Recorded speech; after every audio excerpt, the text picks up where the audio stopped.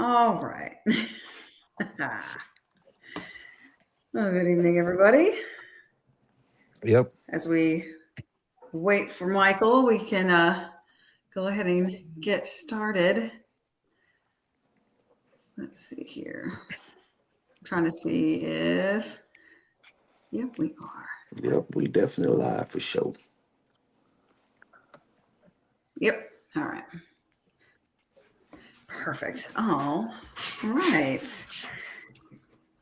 Good evening, Adam. Oh, how is everybody? Good evening. Good evening. Good over here. Oh yeah, it's going very good over here.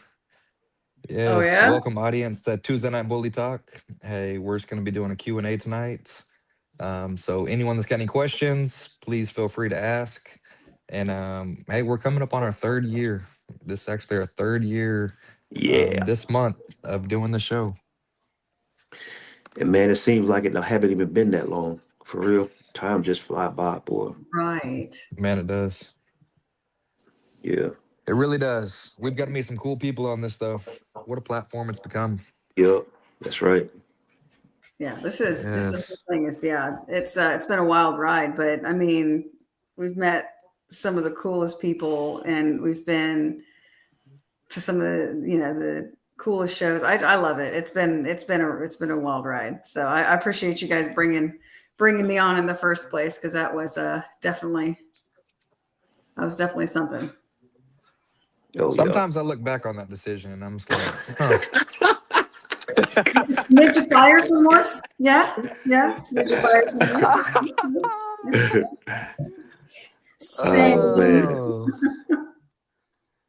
yes. But no, I've That told you fired me many too. times that you took our platform to a different level when without you it wouldn't have continued on like it has. So No doubt. I appreciate that. That means a lot. But yes. so I know that one of the things that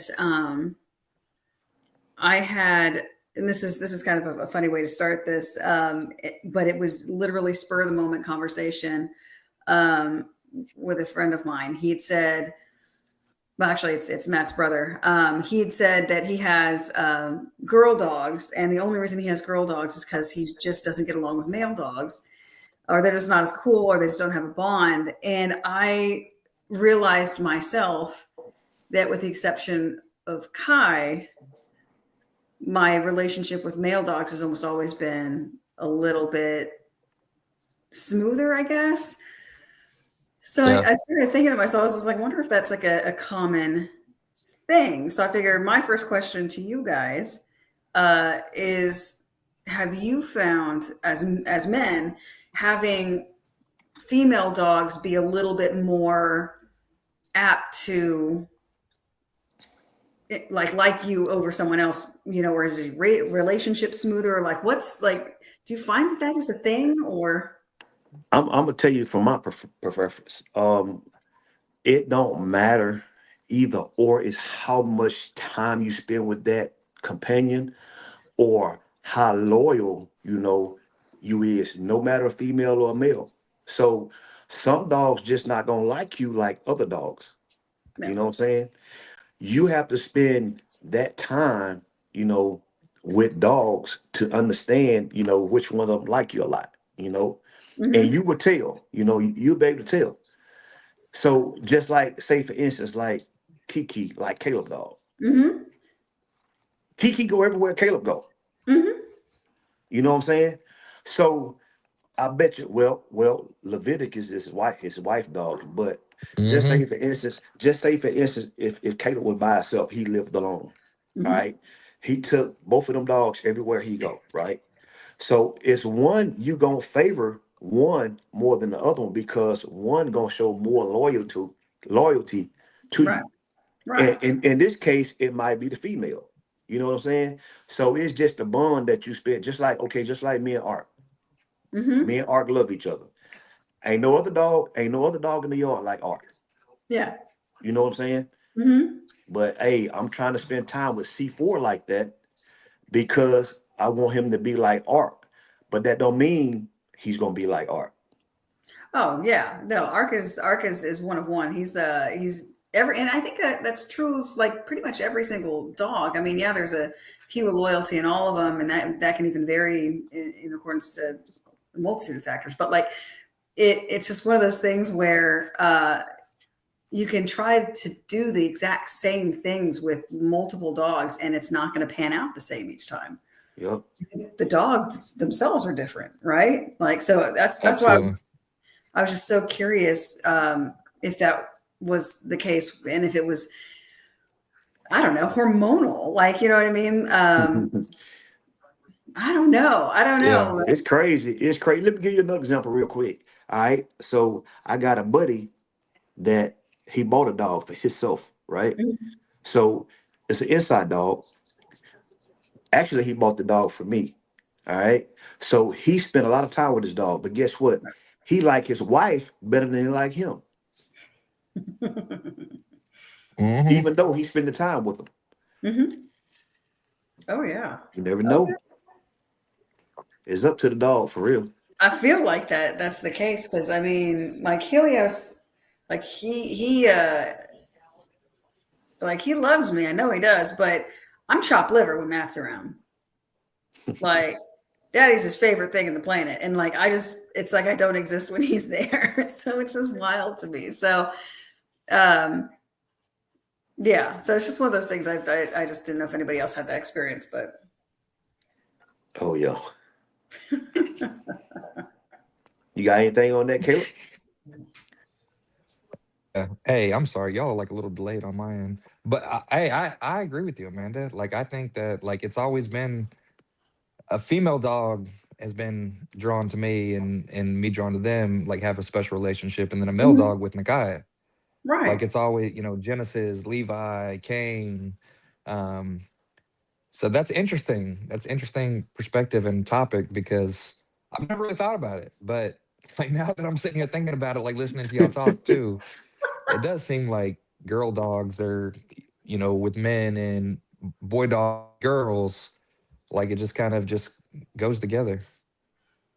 Yeah, yeah, it just seems like, and again, that's why I was just like, is it hormonal? Like, I don't understand if there's a balance there that I don't know. But yeah, it was just a funny conversation that kind of had me wondering after that. I was like, I think I'm going to bring this up with the guys and see what they think, since this is a Q&A. That Yeah. was my cue. Hmm. No, I like that. I like Yeah. that a lot. And I'm sure Adam's got some questions too. So people in the comments, ask away. And I got a question too that I was actually thinking about coming on tonight. Like we don't get to do this very often. We don't get to do this where we just talk amongst each other and really just whatever topic comes to it. And we probably won't get this opportunity again before nationals. So I would like to know who your personal favorite is going into the last month, going into nationals, and who your favorite is and who an underdog is. Man. Um, I don't want to sound cliched by any stretch of the imagination, but I mean, there are some amazing dogs that oh man, I would love to see win just on principle alone. The dogs are great. The people that created them and that own them and love them are great. Um, but I would like to see a female win. I mean, I'm going to be ridiculously stupid slap happy if anybody that we've been able to have the privilege of talking to and actually seeing their dogs and spending time with these folks and getting to know them better. Like I would be stupid happy if any single one of them was able to take the crown. But man, if Piggy takes it, I don't know, man. I fangirl hard enough to Hannah enough as it is, but that might just send me saying. You really do. You I really do. fangirl her hard. I mean, she's just so cool. She's so nice. I mean, I can't help She's so myself. graceful. She's so So cool. graceful in everything she does. From the handling to the way that she articulates things, to her Mm-hmm. posts, to just her true self. Like when you like she's got that like mom atmosphere. She's just like warming. She's just so graceful with everything she does. It's amazing. Oh, definitely, definitely. And man, I'm just anxious, that I would get to see all these dogs, man, in the Yeah. ring. You know, I hope this Nationals be as energized as the one in Houston, like what 3 years ago? Was that 3 years ago? I hope it be. 2 years I ago. Two hope years it be ago. that same intensity, Down, the man. famous down and back with Joaquin. Yeah, that Man, Oof, yes, was electric. yeah. yes.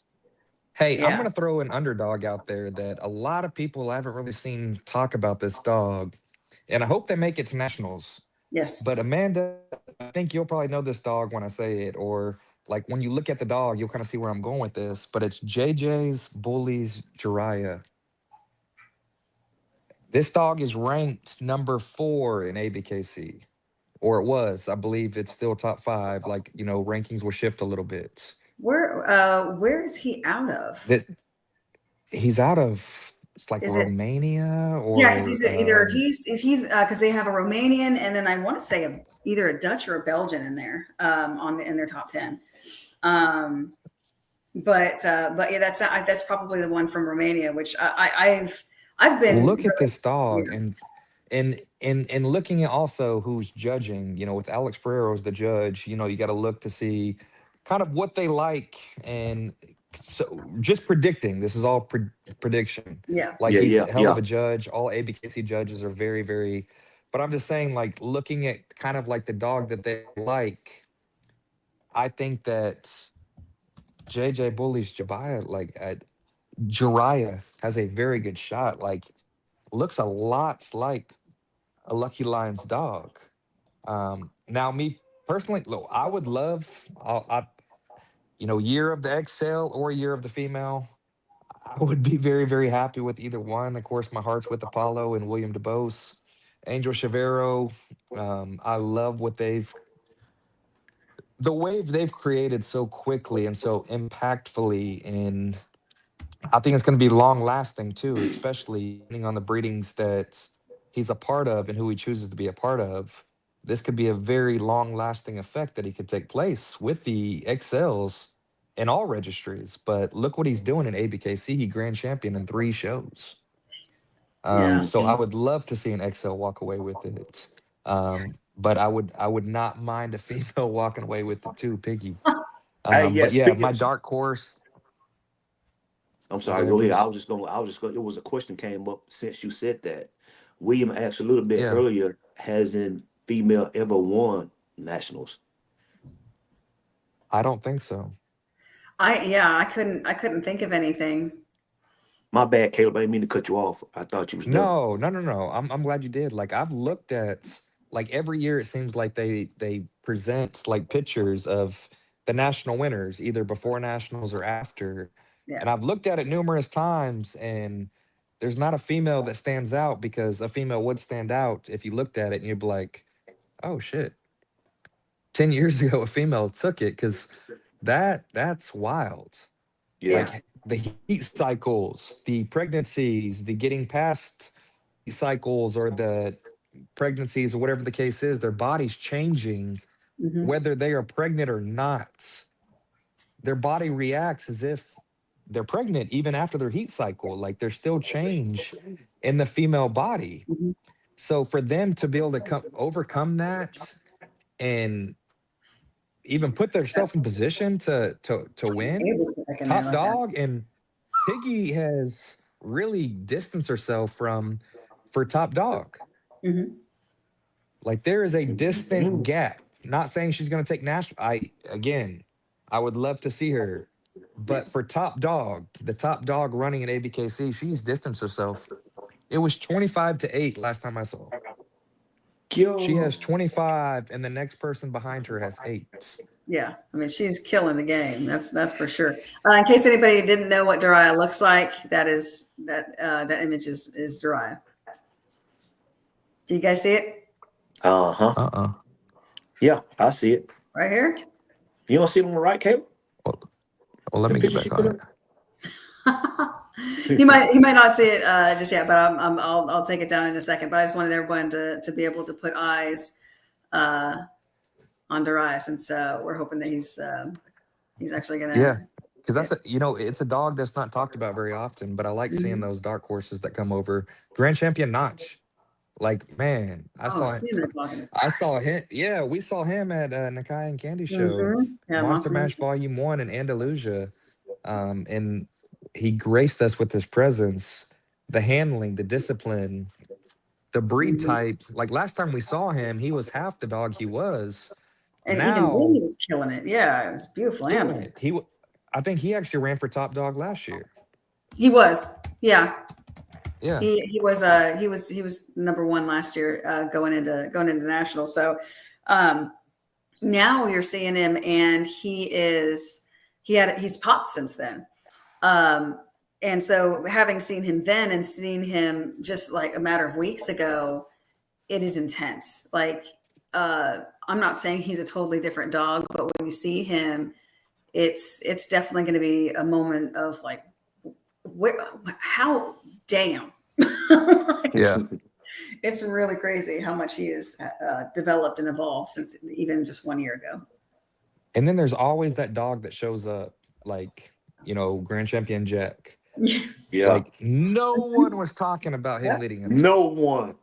Right? nobody. And he literally, when I say he stole the show, he stole the show. Like he was in everything. He was in the exhibition show that was taking place. Like Mhm. the stack off. He was in the Grand Champion and the best in, like, man, what a performance he put on. Man, And yeah, the the works. handler too, Daryl. Like Yes. he came out of nowhere, like, and now he's like hit the scene, and it's like, I love it. He's such a positive, influential person. Like I really that was a cool moment. Oh yeah, and I know Taj is saying that Mountain, beautiful animal. Mountain Hmm. is a good looking animal. And Thaddeus, does anybody know what Thaddeus's boy's name is? Um, Hellboy. yeah, Hell boy. that's a meatball right there. That's I'll be It excited to is. see. And then can't overlook Mac. Mac is, Yes, man, such a Hey, unit. he just keeps growing too. He speaking of keeps Hellboy, hey, y'all gonna hear some news in a little bit about Hellboy. Keep your good or ears bad. up. Keep your ears Good, I up. hope. Okay. I ain't For gonna talk too much Hellraiser, is because that what it is? it ain't me. I'm just saying it like that. But He killed him. Oh, it ain't been announced yet. This just behind the scenes, off the Yeah, record right now. Yeah.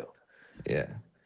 And yeah. who That's is that boy, that standard boy that's over in Europe as well? Like, I think he's owned or handled by one of the ABKC judges as well. I think he's like number 3 or 4. I think Biggie, so. Oh gosh. he is beautiful. Like, there are some beautiful dogs. See the XL that showed up in Virginia that Mhm. Christine, oh, she's got like 2 or 3 last names, but you know who I'm talking about? The lady from Jacksonville, the Frenchy lady. Yes. Yes. The I'm So, French trying. lady. Christina. yes, Christina. Christina Um, Mathis. Yeah. yeah, Uh-huh. but the boy that she was handling, like, that boy is beautiful. Like, he's a Bossy's Tarzan's son, and I think he championed and got like 2 champion wins in in a deep class in Virginia. Like, wow, that was pretty cool. An outside show. I like those. Like, you're Yes. really banking on the weather to Yes. Absolutely. And I feel sometimes that dogs, they don't act the same obviously when they're outside. So sometimes you have to practice a little bit more control when they're outside. At least that's just the experiences that I've had. I'm yeah. thinking, let's see here. So top So ranked. Jerry Allen put Biggie Bear. That's exactly who it is. Thank you. Hey, Gotcha. William DeBose put Bazooka. Like, he's coming too. He actually won nationals in Asia, Mm-hmm. ABKC nationals in Asia. So a Yep. national winner.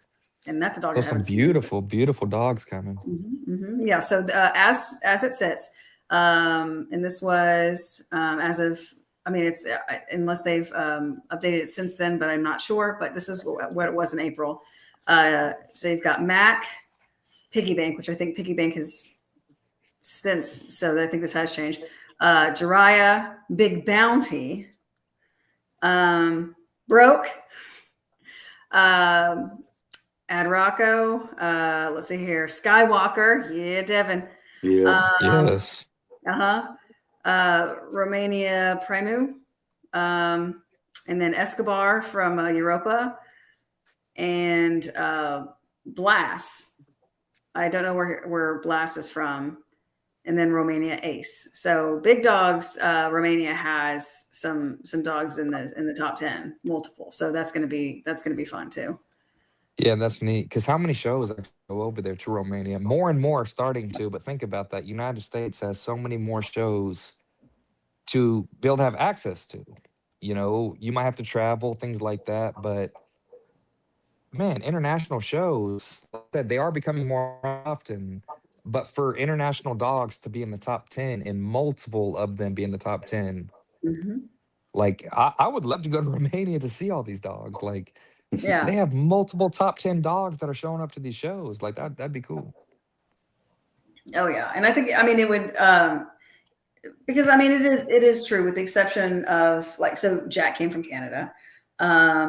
When Trouble Child, or Problem Child, sorry, when Problem Child came over, she came over from the UK. And with the occasional few, Knocked being one of them as well. You don't see as many international dogs as you really could or ought, especially when you're trying to talk about how, these other kennels on the other side of the pond are creating very, very beautiful bulls and kind of changing the game a little bit. Like, I want to see it. I want to put hands on it. And one of the only ways to really do that, other than taking the 8, 9, however many hour flight overseas, is to get them at nationals. So, it's a pretty big opportunity. So even if you don't bring a dog and you're not exhibiting, this is a great opportunity for you to see dogs that you would never see otherwise. Because this is the stage. The stage. It is. Man, Nationals is the one show a year. Like if people ask us, like, all throughout the year, like, hey, you wanted the show? Nationals, it's gonna be yes. Like we didn't go last year, so this will be the third out of 4 years. But we had just had Genesis passing. There was a lot that was taking place internal that we had to take care of. Healing. But now, like, but that's a show. Like, man, the show in Houston, electric. I see Thaddeus in the comments. Like he was, he actually won the classic class, I believe. So he can attest to that. Like, and I'm taking Kiki this year because, and I say this, I want to dance that dance with her. Like she's in the champion class. It's going to be fierce competition, but I gotta start working with her every day again, getting her right. We got 1 month, like really pushing for it. Oh, pocket class. I'm sorry, that is. But I want that big ring with her. I want to experience that. We had that run, that champion run. She was the first girl that I actually campaigned the champion to that title. So I'd like to do it one time before she starts her breeding career, which is coming. She's 2.5 Yeah. years old now. She'll be Yeah. 3 in May. We've held off on her just because, yeah, I really enjoyed that. Yeah, Tez, but he hate they changed the locations of nationals. I understand where you come. I'd like that they do that every other year. I Yeah. really, really like the format that Dave is doing. People in Texas, of course, they're gonna be like, man, heck yeah, I hate that. I hate it. It's nice for us because it's on the East Coast. So I'm biased right now when I'm saying this. If it was like in California, I'd be saying the same thing that you're saying. Like, man, Yeah. Yeah. I don't like that. I don't like the change at all. But I think that's cool that every other year they're venturing out because, man, Yeah. it's a vacation for a lot of people. They're making the trip to wherever Nationals is.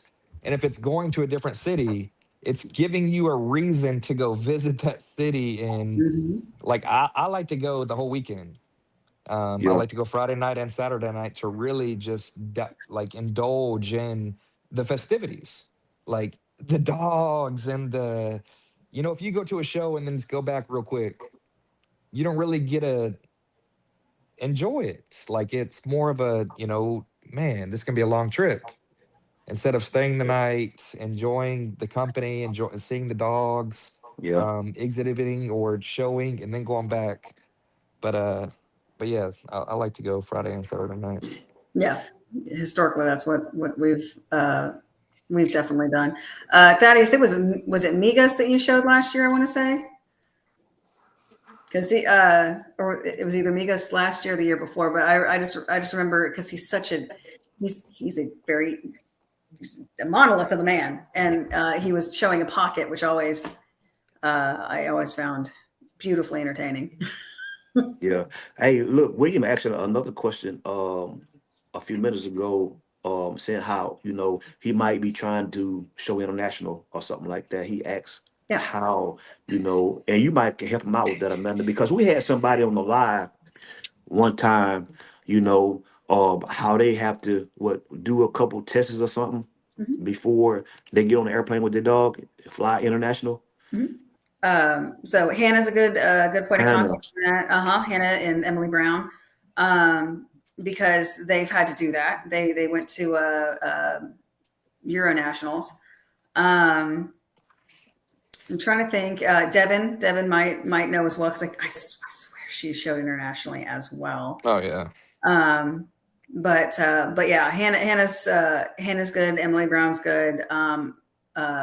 Polina, I think she's also gone international. So definitely good people to kind of ask about any sort of restrictions, making sure they have the right paperwork, making sure that you prepare them, what you'll need, what you should avoid. But yeah, those would be who I Yeah, would. and if you're talking about flying directly, like Christopher James, Oh, and then Aubrey Kane, like, hey, they're actually doing, transports and things like that, nannying. So yeah, if you're talking about just like flying with the dog, like I lived over in Germany and I had a dog, I had an English Cocker Spaniel that I actually got shipped back over. He wasn't up in the cab with me, but I just had to get him microchipped and get him a ticket and things like that for the flight coming back, like let them know. But it was just really the microchipping. I think that was all that was, and then up to date on like health and things like that. Like actually showed them the shot records. But now I don't know how they actually fly them in the cab. That's I saw that William actually asked, and hey, I saw that They Mr. have. Clean, Thaddeus Robinson was with Mr. Clean, and he's actually out of Pensacola, um, just an hour and a half away from us. So I've seen Mr. Clean numerous times. But yeah, Thaddeus was the one handling him. Nikki, what's up, man? Hey, yeah, and I tell you what, when I used to get dogs shipped to me like from California, stuff like that, it was a certain time of year that they would ship a dog on the plane. And it couldn't be hot, it had to be kind of cool. And they do put them in the cargo area in the space. So, you had to have food for them and water and stuff like that, but they never used the food anyway. Yeah. No, Maybe Bruce. if you had a layover, huh? Yeah, you're absolutely right. Because they actually wouldn't fly my dog into Florida. They actually made us fly into Atlanta, to the Atlanta airport, just because of the heat regulation that was it. And I'm just Yeah. like, it's not much cooler there. Like, I thought you made me go. Oh, Oh but yeah. man. But they made us fly into Atlanta. They wouldn't let us fly into Florida because they said that the heat index was too hot. Yeah. So that's good that they abide by those things. Yeah.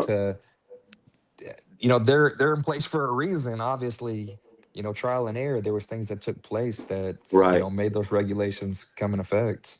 Yep. yeah, sadly. Yeah, but think about that for nationals. People are literally flying, like you said, international all over the place, and you literally get to see all these dogs under one roof. Oh yeah. I Under mean, one, and there's no other nationals, and that's not a jab at any other registry by any means. right. But to go to ABKC Nationals, it's going to be a huge venue. There's going to be all these top dogs that are coming in from all over the place. Hmm. And you get to see them compete at the biggest stage. And you get to see the handlers really, really working, going back to Houston. Not just the three dogs that it came down to, but the three handlers That's Right. right. and how they worked and worked. And you didn't want to see any of them lose. Yeah. But again, with nationals, you get to see all those top handlers, all those top dogs really at their peak.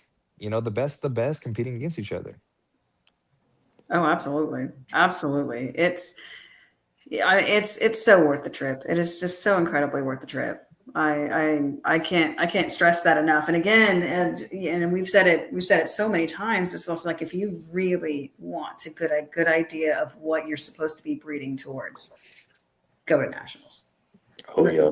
People don't The take champion training. class and grand champion class Yeah. is 20 to 30 dogs each class. Mm-hmm. Yep. Oh yeah, yeah, definitely worth it. I'm finding all these as we're talking. I'm finding pictures of some of these dogs because I don't. Again, since they're international, some folks haven't seen them yet. Like this one. This is Bear Biggie. So that's a bit of a beastie Yeah. there. Mm-hmm. Man, look at the mass with the rear angulation. Like that's almost, Yeah. it's very uncommon to be that balanced with the mass that he carries. That boy is nice. Yeah. Mm-hmm. Yeah, I actually saw earlier that there was a XL. I believe he's overseas too. It's a lilac try, and they actually said once the standings are updated, he should be like number 7 or 8 in ABKC top 10. Dang. And he's so I should have screenshotted it so I could actually bring up his name, because now everyone's probably like, Yeah. well, who's he talking about? Yeah, I forget what the dog's name is. But man, I'm excited about the XLs that are showing up this last. Oh yeah, definitely. Going back to Apollo, the last 6 months. But looking at especially the Texas shows, man, Yeah. there's so many XLs that come out in Texas, and they not only come out to just watch and walk around, but they're actually coming out to really show too. Hey, Justin, I like that. How many oldies are showing up to ABKC Nationals? That's one breed that I've really caught interest in. Yeah, no, absolutely. I'm hoping, so I can't remember his name, but Ludacris owns as a beautiful oldie. Yes, he is. So that'll be Eric Garcia, I believe he's out of Texas. He has, I think it's Grand Champion Go, GAUX. GAX. He's an oldie and beautiful boy. So Yeah, the oldies are really starting to come out. Yeah, it's and I'd like to. I know I'm hoping that there's going to be more English bulldogs as well, because we've got plenty of Frenchies, and we've got a decent showing of shorty bulls, but I think it'd be really fun to see some really solid English bulldogs as well. Yeah, because maybe I agree. Because wouldn't it be nice, like, when it goes to best in show, best in breed's always very exciting, especially for us because we're American Bully breeders, owners, whatever the case is. But when it goes to best in show, like imagine Grand Champion Blaze, Grand Champion Apollo, Piggy, Notch, you name it for American Bully. And then the Frenchies, like there's so many beautiful Frenchies. Like I don't know the top 5, top 10. And then there's some very nice English bulldogs. Like it's like, man, who's gonna take it? Then the oldies, like we're talking about, it's that's tough. Yeah. So I wouldn't want to be that judge. Like I love watching it. I love being a right. Absolutely. Yeah, you're like, yeah, I don't. That's too much. I can't. And again, we Bruce and I were talking about that actually ringside when we were watching Joaquin work, and just sitting there dissecting these dogs, restacking them, in the ring. Literally, going over there you restacked your dog, and it's one of those things where people kind of look at each other like, oh my god, what's happening? And I was like, no. He's trying to see something that either you're trying to hide or you just didn't stack well to really amplify this particular trait he's looking for. I would not want to have had to make the decision that he made on that final round for the American Bullies. It's just insane to me, like having to judge those 3 dogs. That man. Whew, hey, check this out. Hey, you see William DeBose's comment? My deckhand is Jameson playing too, his. dropping down, dropping, and then he put, "Sorry, I got my deckhand playing his game behind me. I was talking to text." Ah, wow. Okay. Dropping down, dropping down. That's what I'm talking. It's that kind of party. All right That is then. hilarious. Hey, Charmaine. Hey, the topic really tonight is really we're just doing a Q&A. We haven't done one in a while. It's nice. We can kind of just let our hair down. Obviously, I'm bald, so that wasn't the greatest thing to say, but let our hair down and really just kind of, man, just talk openly, and whatever topic y'all want it to be is what we're doing. Right now, we're talking about nationals. We're just really just talking dog. But if anyone would like a specific question, ask them. Like tonight's the night that y'all can really gear the questions towards us. Um, if you want to ask about a particular dog we have, particular breeding, how we feel about something, um, man, it's really up to y'all tonight. Yeah. Yeah, absolutely. William was asking if everyone was going to wear a suit, suited or Ain't booted. nobody wearing no suit. Caleb don't even own a suit. Man, you should see this. You should see this blue You know, pinstripe oh, suit I it's going to be got. the Dumb and Dumber tuxedo with the. I can see you wearing that one, the blue one. Yeah, you should do that. Oh, Or just wear I'm the wearing a orange tie. one since hook 'em. Oh, but no, I'm gonna get an outfit together. I would love to get like a Nakai. I hope you're watching.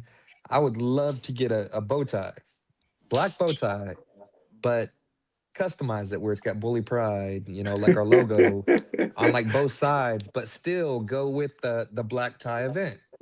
I'm here Yeah. for it.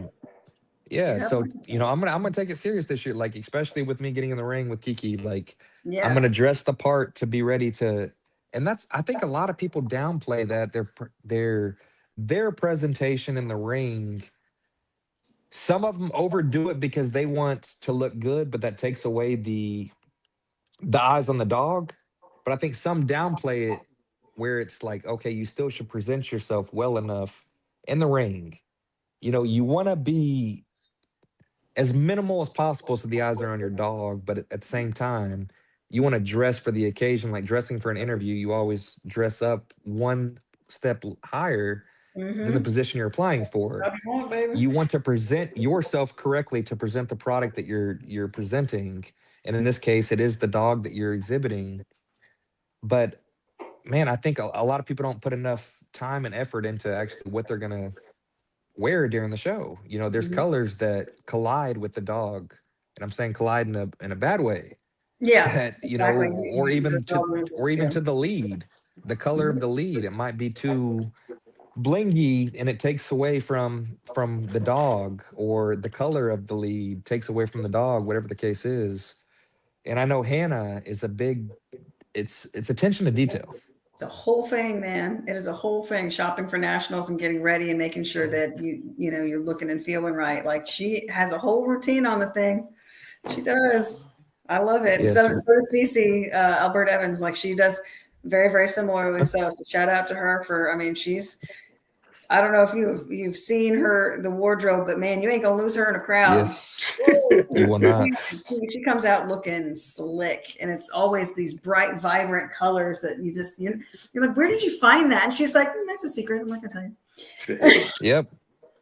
Every single time. But she dresses for the presentation of the dog in the color, the shades, the dog that she's actually showing that day. And she knows if it's whether it's an inside show, an outside show. So she's dressed with that.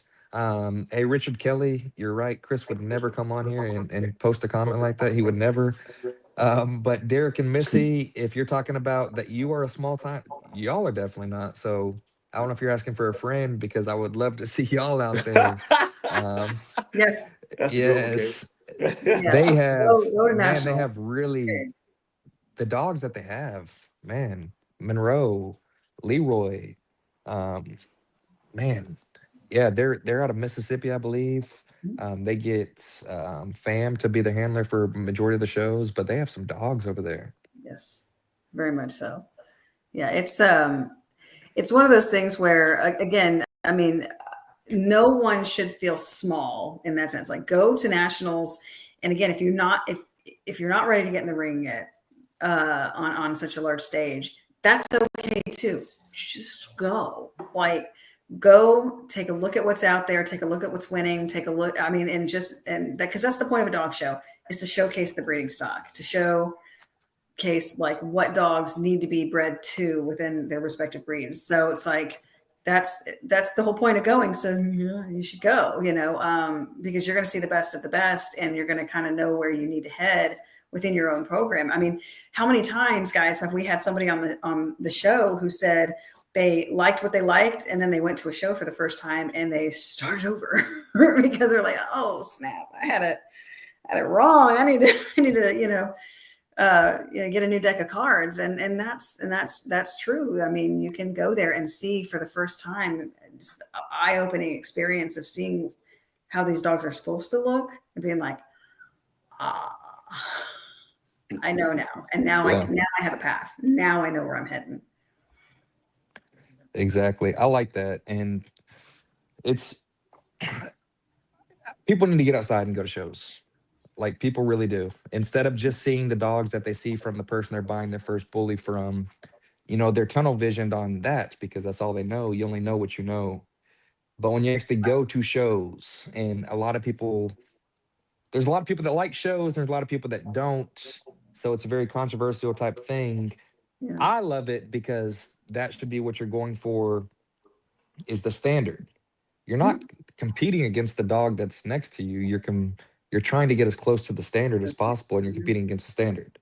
Right. So I think a lot of people misplace that. And I know that I've seen withholding first and things like that's been a topic of discussion lately too. And again, it's tough for judges, but it's tough for people going to for that to take place. It takes a lot of guts for that judge to actually withhold first. And then a lot of people that are actually showing are like, well, my dog's better than that dog. It's not necessary. You try to get as close to the standard as possible, and that's the dog that's going to win. Mm-hmm. Absolutely. Total dog. I mean, and we've been blessed to have plenty of judges on the show in previous episodes and years and whatnot, and they've pretty much all resorted to that one sentiment, which is, it's total dog, and you are competing against the standard. And that's a beautiful thing, because I mean, really, that should almost help you get over being nervous in the ring, because again, it's reminding you you're not necessarily competing against the other dogs that are in there with you. You're competing against the standard, and if you know what you have, and that dog is as close as it's going to get, then at that point, just go, just do your thing. Make sure you stack them well. Make sure you get the gate nice. Make sure you don't trip and fall. Don't throw bait in the ring. Just small basics like that. But for the most part, I mean, the dog will speak for itself as long as you present it correctly. Yep. Adam is wearing Absolutely. flannel to nationals this year. Did you see that? Yeah. Is he wearing at least a black tie? I know it's Yeah, I know. the I theme is feel black like this. tie. Yeah, it needs the tie. There still needs to be a tie, a flannel and a tie. I'm just saying. I think that'd be kind of important feature, considering it's a black tie event. So Christina Matos actually had a question for me not too long ago, because we were discussing, well, for women, what does this black tie truly mean? Because I mean, with men, it's very, very straightforward. It's pretty straightforward. But with women, it's just like, it can mean a multitude of different things. So what I was saying is just like, there were so many people that were trying to tell her, oh, well, it's ball gowns. I'm like, you ever tried to run in a show ring in a full length ball gown? Yeah, no. So I was telling her, no, I mean, you should go for something that's T length or mid length. So like right at the knees or just past it, halfway down the calf. And if it has pockets, even better.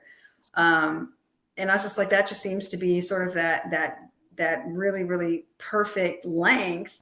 And there are plenty of ball gowns that, like, if you were to go to a New Year's, a fancy formal New Year's soiree, you could pull off a T-length gown or a midi, and I think that is, go with that, because now will I be entertained to watch somebody traipse around the ring in a full length ball gown?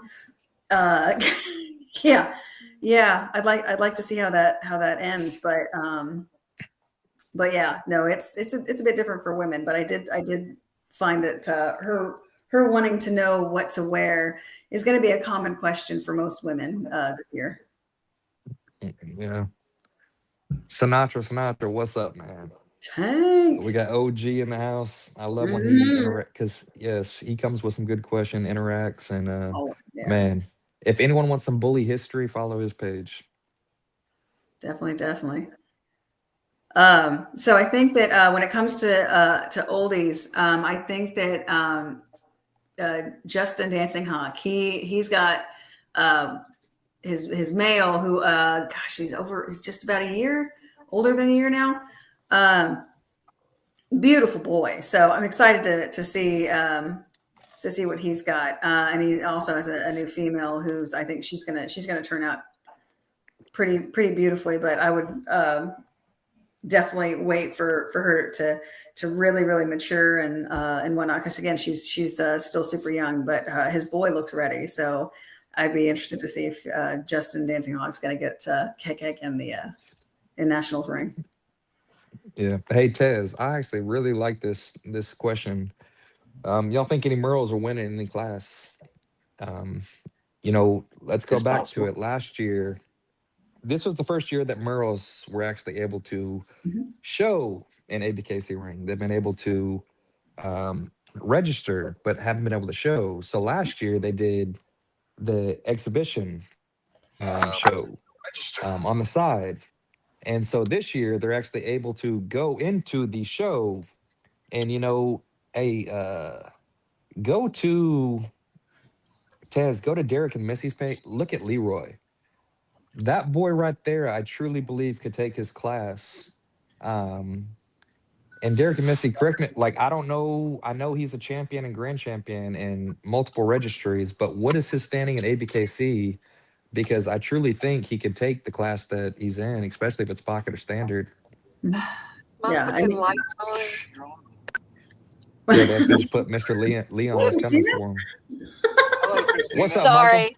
Hey, Christina. What's up, What's up, y'all? Yes, lights are fucking on.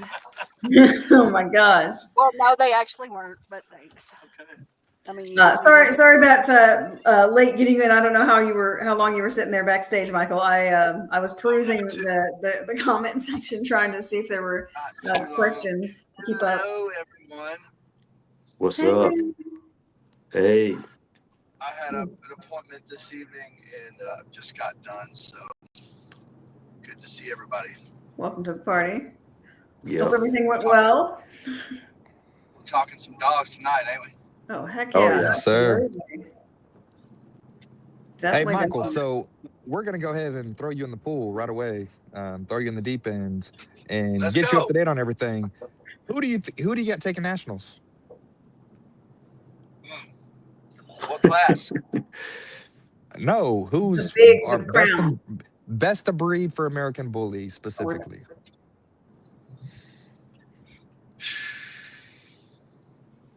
Man, that's tough. Isn't it? It is. It is. It's going to be hard to beat Apollo this year, man. There better look out. That's the man has came in and smashed by storm. It's hard to overlook just how fast that dog Grand Champ, and that's not a threat to anyone. It should be. Yeah.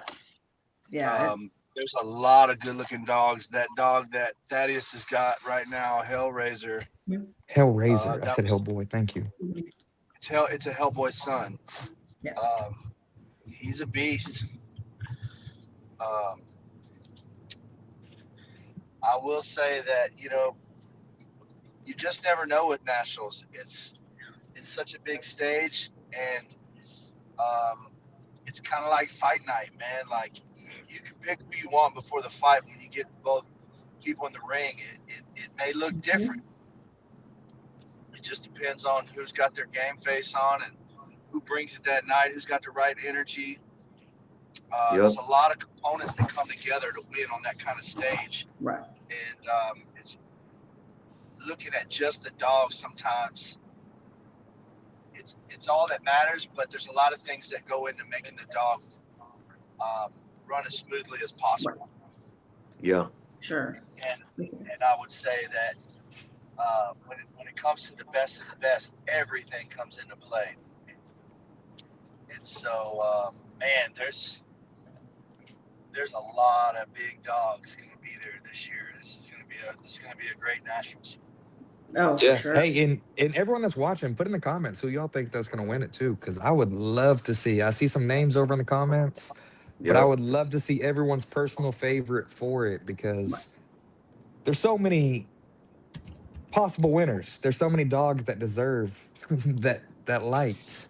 And like Michael said, it comes down to the fine details when you're talking about dogs of this altitude. Like they have reached their pinnacle and they're all competing against each other, and it's the fine details. Again, going back to the one in Houston, where it was Grand Champion Zeus, Grand Champion Blue, and Grand Champion Hangman. Hangman on that down and back walked right into that stack and did not move. And that's what took it, because literally he was just he kept making them go around. It was just that one thing. Yeah. And so, man, there's so many dogs that could take it, but it's the fine detail. It is. Yeah, oh yeah, that just, man, that either comes naturally or it don't. And some dogs, like they can pick it up to a degree, but to be able to do it on a stage with that much intensity, and like, because if we're feeling that kind of tension, God knows that's going straight down the lead. So those dogs had to have been tight, and to be able to perform to that degree over and over again. Yeah, man, it's insane, but it's over and over and over and over. Yeah. Mm-hmm. There's something to be said about. We're lagging there. There's something to be said about all the work that goes into it, and then it's like the dogs, they know what they're doing.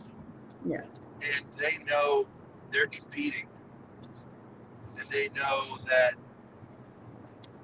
that is a big stage. They're aware of that type of thing, I do believe. And you never can tell how a dog's going to handle that. Right.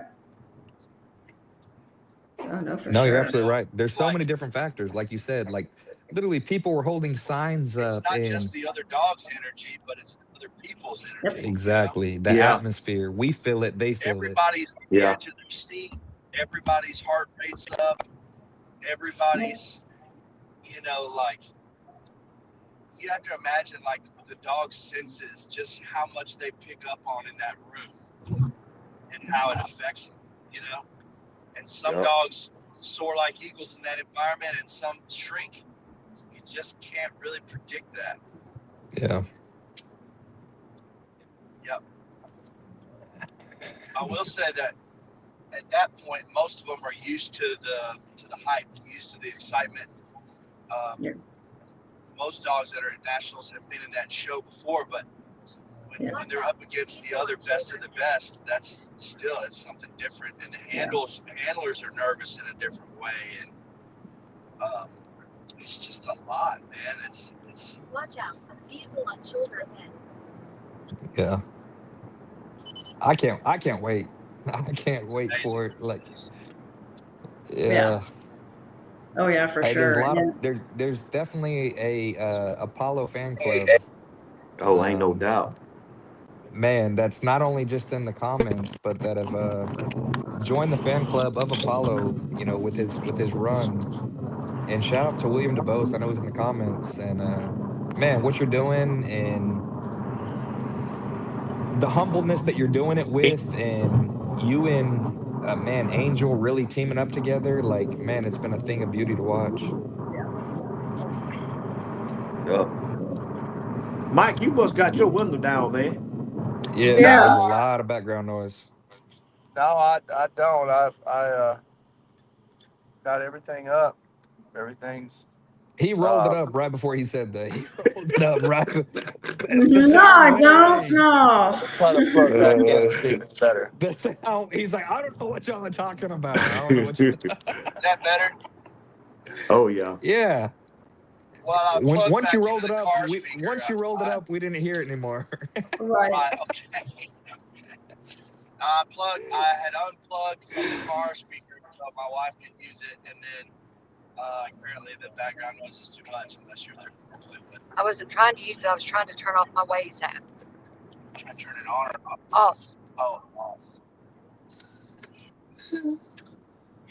Oh gosh. But Yeah, William. He definitely had the window down. yeah, it was. I had half the windows in the car down. I'm about to. It sounded like all of them, but.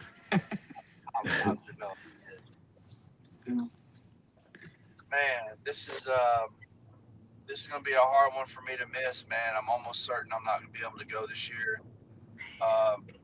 Really, really tough for me, man.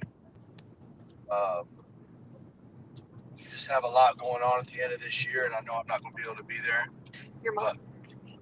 My family is coming down for the holidays, and it's the first ever holiday with my mother for me.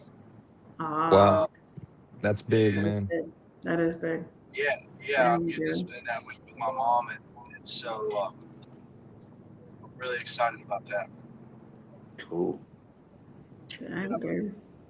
But it's a heck of a week for it to be on, ain't it? Yeah. But no, So the did Oakland y'all comes pick first. earlier? Hmm? Did y'all pick earlier of who you thought? Me and Amanda did. I don't think Bruce actually said who's his is. Man, we so- got- Y'all lose me here in a second. I'll be right back. I got this one little bad spot coming. Oh. Oh, you know what All right. my pick was, anyways. Who's I that? guess I talked so much earlier. I talked my way on out of it, huh? You really, really did. Look, Hey, Yeah. you go on know. record. Hey, this team Apollo over here, baby. You know I'm pulling for Apollo. Yeah.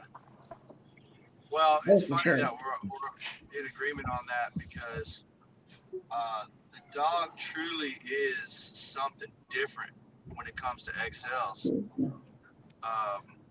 You don't see that level of breed type in the XL world to that degree. Like, he's got it, man. He really does. And I'm not going to say he's the only one, but he is an amazing dog. Yes. Oh yeah.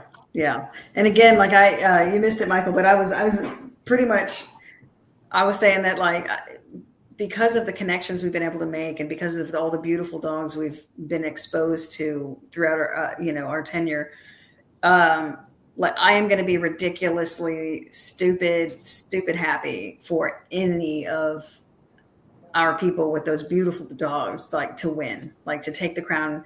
I'd be so proud and so happy for every single one of them.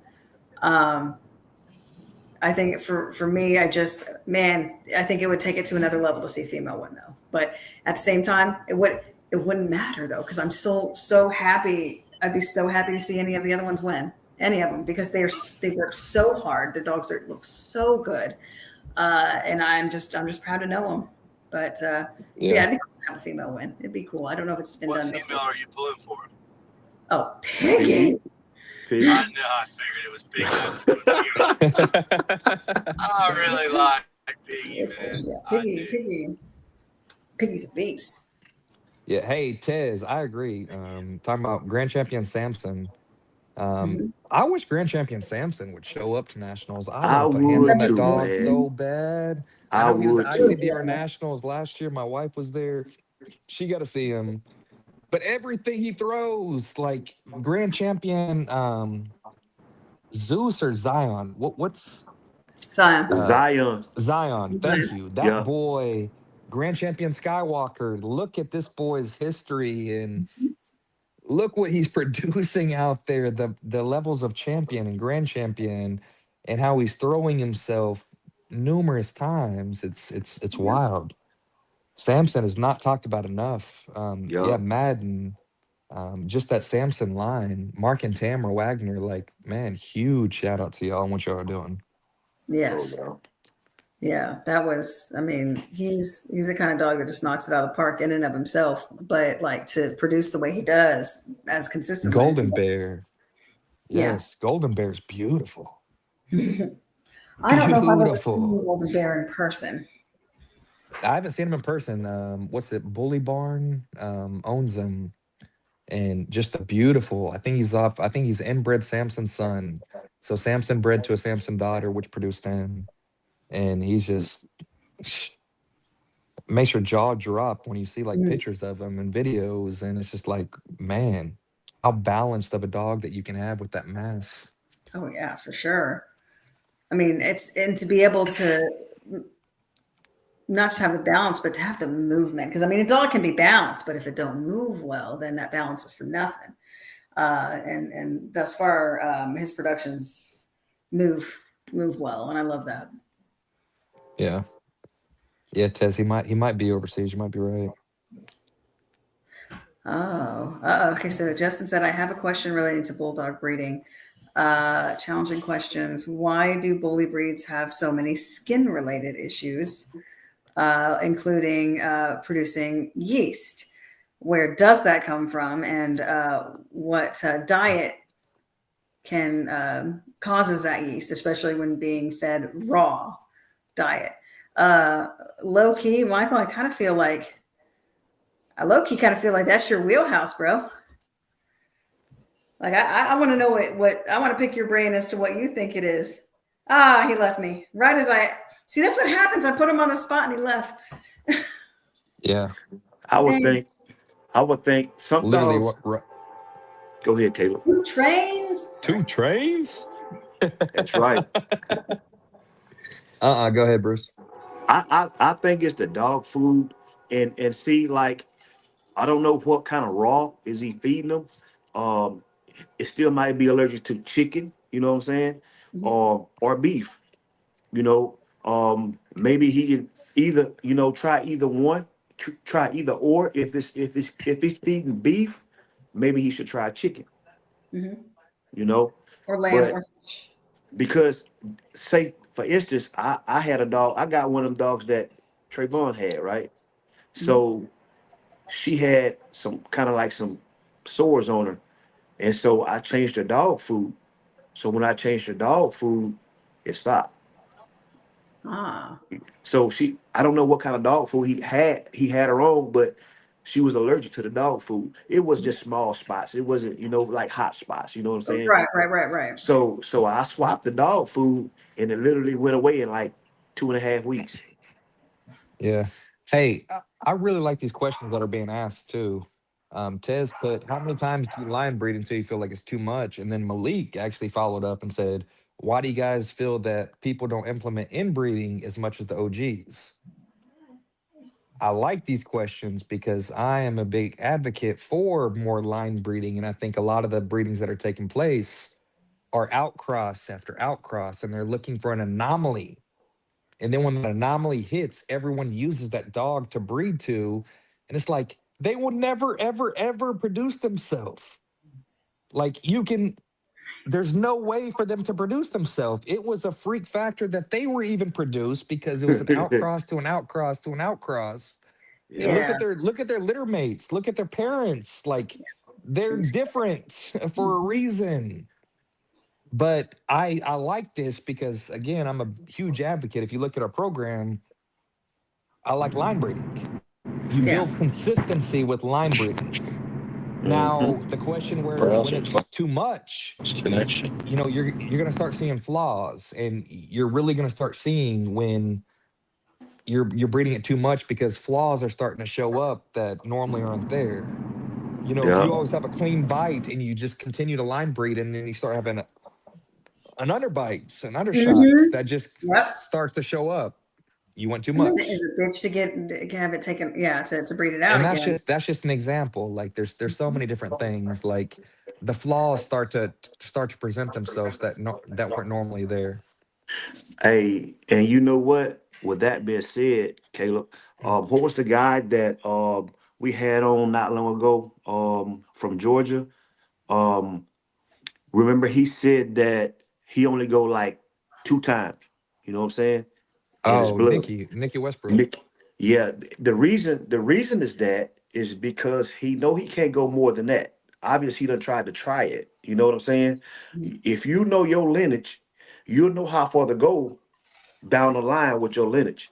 You know what I'm Yeah. saying? Till you start having flaws. So that's why he said that no more than twice, 2 times. He know he got to go back and outcross. Yep. Yeah. And that And Some I then feel people, like some that's people, pretty some much people know they blood like that, and some Mhm. people don't. But that's when trial and error comes in at. You know what I'm saying? So I'm gonna try. I'm gonna try it one more time. I'm gonna try it 3 times. Just like me and you had that conversation when you came over here Sunday. Remember? And we had that conversation, and I said, no, I'm not gonna go that way because it'll be bringing it right back up to the front. yeah. Same difference. Yeah, But you do have to know your blood, and that is where a lot of those OG breeders have it right.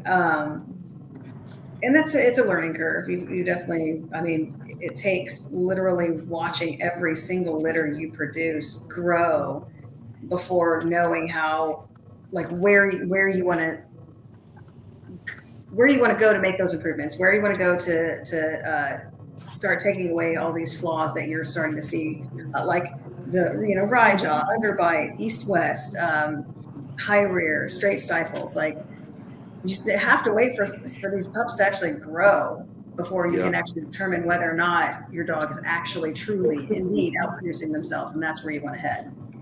Yeah. And Also, then also on that same note, like for us, my program is our program is in such a developmental stage right now that like I can't plan 2 or 3 generations out right now because I got to see what accomplishments I've made and what is actually uh like what ground we've covered in the decisions we're making right now.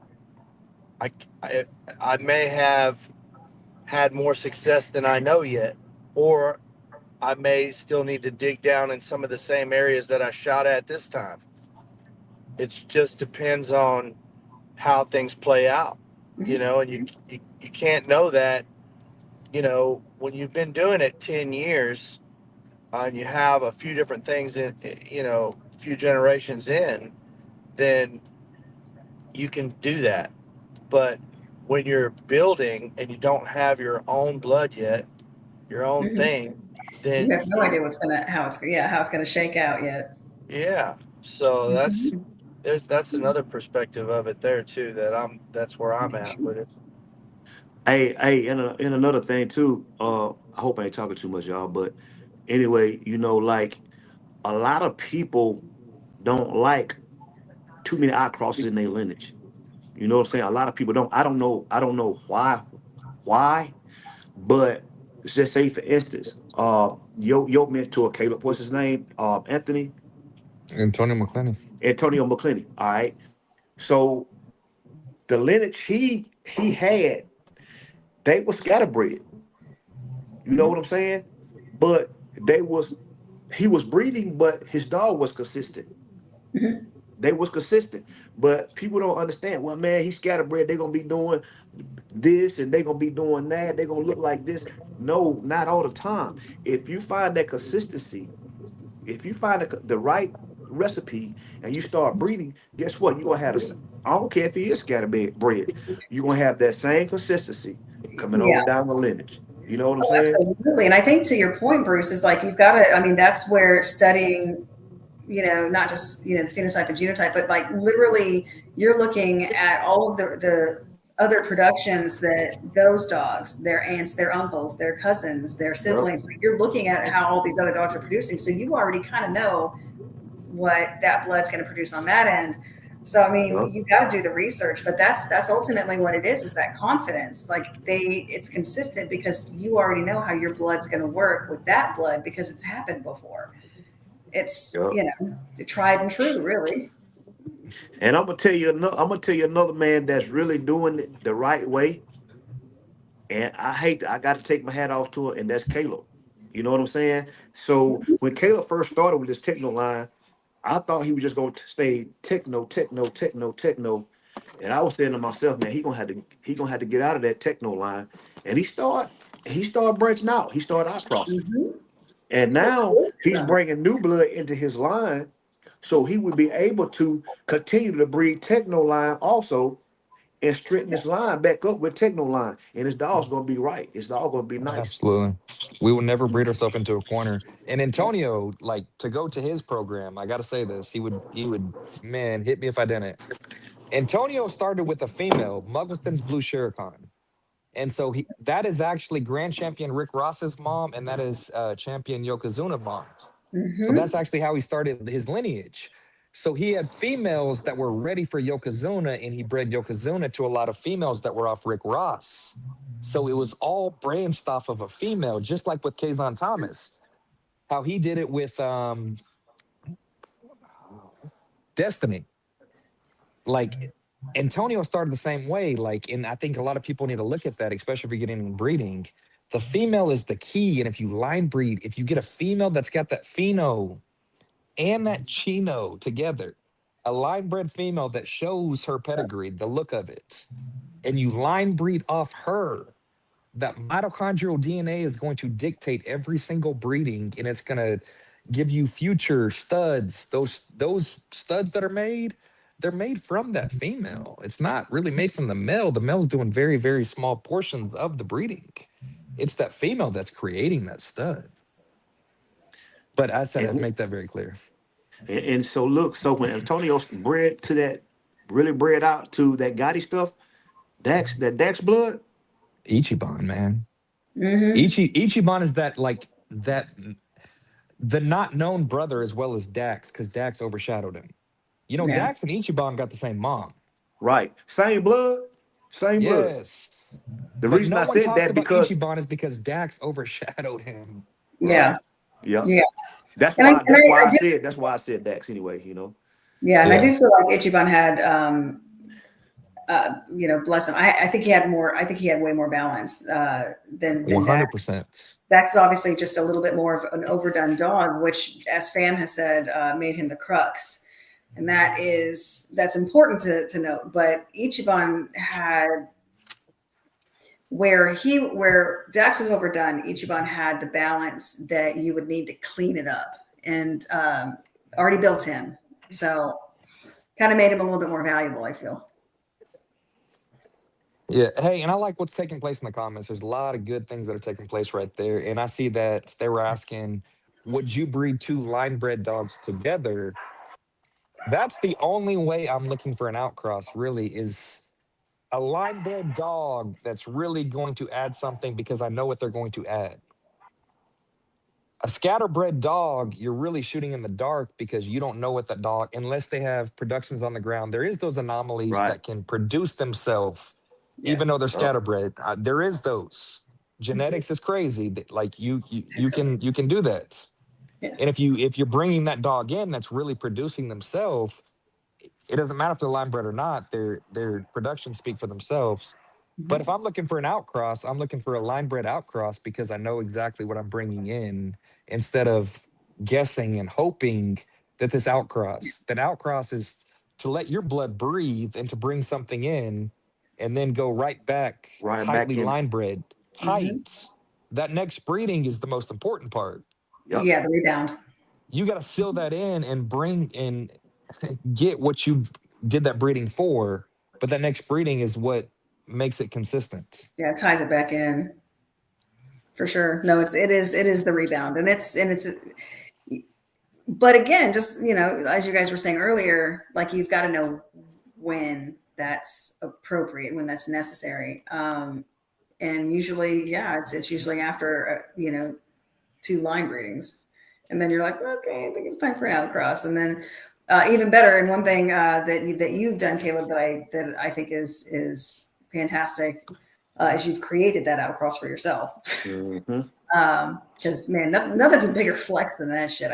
I'm telling you, like if you're able to literally create your own outcross, so it's still in house, but it isn't. That man, that was a very, very powerful move that you did. So that it definitely deserved flowers for that. Well, thank you. Yeah, I Man. think you I do. said something big right there when you're running two different lines in your program and you can outcross within your own camp. That's how it's done for sure. Oh yeah, that's longevity, and you can continue with that. That's the beauty of it. Just like he said earlier, he's like, we're not going to literally breed ourselves into a corner, and it's really easy to do that when you literally are working with just one blood. Yeah. You're working with just one bloodline. It's just like you really can do that very, very quickly. But this he can sit there and he can perfect it and tweak it over several generations all in house. And that's pretty freaking wicked. Yeah. Yeah. Yeah. Hey, Tez is talking about quarantine and talking about Yoko, and I agree with you on both of those. Those are both those that aren't tight line breedings that can produce themselves over and over and over again. Yeah. Those are those anomalies that are able to do it. Like some dogs just have that producing power, and it doesn't That's come right. across often. Samson, Yup. he has it. I was gonna say that. Yeah. I call it sticky blood. Sticky Yeah. blood. Yeah, no, that's fair. No, that's It's- appropriate. Yeah.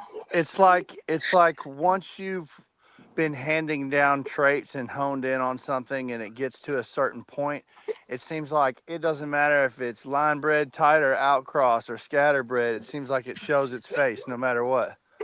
Yeah. Oh yeah, it's coming out no matter what breeding. I mean, you could breed it to something in like way off. Brim blood is a good example of that. Yeah. Oh, 100%.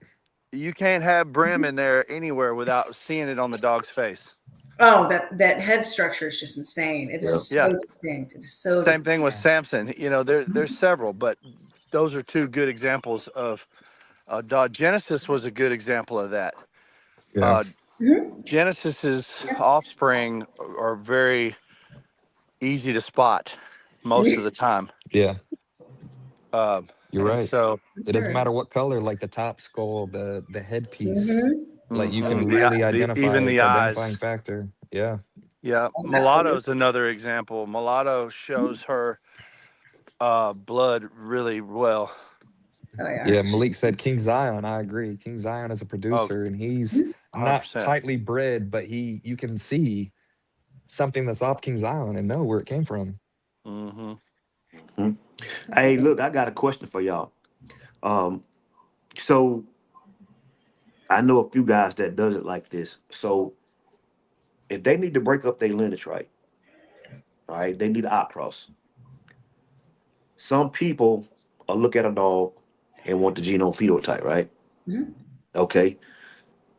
But they want to breed to another line bred dog, at least like 3 generations line bred, just say for instance somebody else blood. So they want to breed to that. What I'm trying to say, they want to breed to that dog that's line bred. They don't want to breed to a scatterbred dog. You see what I'm saying? How would y'all rather breed to a scatterbred dog that's knowing what they throwing, knowing they throwing good pups, all right? So, and you got a dog here, they don't want to cross their pedigree up. They want their pedigree to line up. Because this dog they breeding to, they pedigree line up all down through the lineage. You see what I'm saying? I Yeah. do. So which way would y'all go? Does it matter to you? I'm gonna breed to the dog in front of me. Yeah. I mean, I like lining up the lineage, but if it's a proven producer and I know exactly what I'm gonna get from him, Yeah. I mean, it's a no-brainer. I'm gonna go with the proven producer. Like, I want to bring in mass, and he's throwing mass, and he's throwing clean fronts, and whatever I'm trying to, whatever I'm doing the breeding for. If he's producing that, yes. And then I'm gonna go back something with tight. On my Right. yard, You'll and I'm venture gonna lock out. those traits Yeah. in. Absolutely. And it does boil But I right down. always look at the dog first. And I Mhm. think people should. You've got to look at the dog in front of you, like before the dog in front of me's got to interest me enough to look at the pedigree. Yeah. And then if I want both of them to line up, a lot of people say, you know, like this, like Ped or Pheno. Why can't you have both? The dog should look like the pedigree, especially if bred correctly. So the dog in front of me has got to interest me enough to look at the pedigree, but I want both of them to line up for what I'm doing. But to answer your question, I would go with the dog that's throwing that. I've seen the consistency. The proof is in the pudding, as they say. Sir. Yeah. I would say the same thing. I agree with all that. I would say that there's two different sides to that. I think when you've got puppies that are available, people want to look at the pedigree and because they only believe so much of what they see otherwise. But when it comes to choosing a dog for something you're trying to produce or something you're trying to bring into your program, I think productions trump it all. When a dog's a proven producer, that's the most important thing because that's what's going to get you what you need. But it's nice when they both line up, Caleb. You know what? Yeah, it is. But see, that's the thing though. It You don't really always don't line know. up. That's right. It Genetics look are good on weird. paper. It look good on paper, but it just don't always line up. Well, Yeah. that's genetics, right? Right. That's just like football, whether it be the NFL or fantasy football. You can pick all the players and make the dream team you want, but that don't mean you're going to win. It don't work like that. Oh, Sometimes absolutely. things go together well, and sometimes they don't. You can't really predict that until it's proven. Mhm. Once it shows that it works, well, then it works. But until it does, you just can't bet on it. And see, Yeah. the reason I ask that is because people think scatterbred dogs is always inconsistent. Yeah, yeah. Well, and I mean, and there's funny enough, there's actually something to be said about even dogs that have they're scatterbred that have a lower COI, just constantly producing themselves. It doesn't make any sense, but like if that's what you're looking for, they have what you're looking for, and they're even if their COI is lower than the line bred dog you were looking at, but they have consistently produced themselves against anything else they've ever been bred to, then I would say that might actually be the safer bet because then at that point you could afford to, just like Caleb said, immediately after bringing it back, rebounding back to a tightly line bred dog without creating too much of a mess. You do too many, tight enough line breedings, even if it's another line bred dog, that's again more potential problems you're gonna have to clean up if they don't mesh. I think going to a line bred dog is more of a calculated risk. Very much so. But again, the productions, you're seeing the body of work that stud can do. So you go off of the facts that are in front of you instead of what you're hoping that's going to come out of the pedigree. But again, when they all line up, that's what's beautiful about it. But Yeah. Joseph, that's what I like what he put. That's why you play the game. That's what's fun about breeding. You got to We're play the all game. trying to make a perfect dog, but there is no perfect dog. We're just trying to get as close to the standard. And I hope Yes. that's why people are breeding. And I Yeah. put emphasis on that, as close to the standard as we possibly can get. I know we all try to tiptoe across that line, and the standard does too. Like how much mass we can bring into these dogs, but still have a fully functional dog with the angulation, with the clean. And it's fun because we're always going to be hunting it. That's right. Here's one of the trickiest things about breeding too that you can't leave out of this little part of this conversation is hybrid vigor, right? Yes. So for anybody that doesn't know exactly what that is, the best way to explain it is it's when the mom and dad production is better than both of them, right? And a lot of times, some of the best dogs we've ever seen are hybrid vigor. Not all the time, but half the time. Yeah. And you don't hardly ever see 2.0s with hybrid vigor because it's got to be handled a certain way and it's not handled like anything else. So when you have these dogs that are one-offs, they'll be the most exceptional dog. It's like Shaquille O'Neal, but Shaquille O'Neal's parents don't look like him, and his kids don't either. Yep.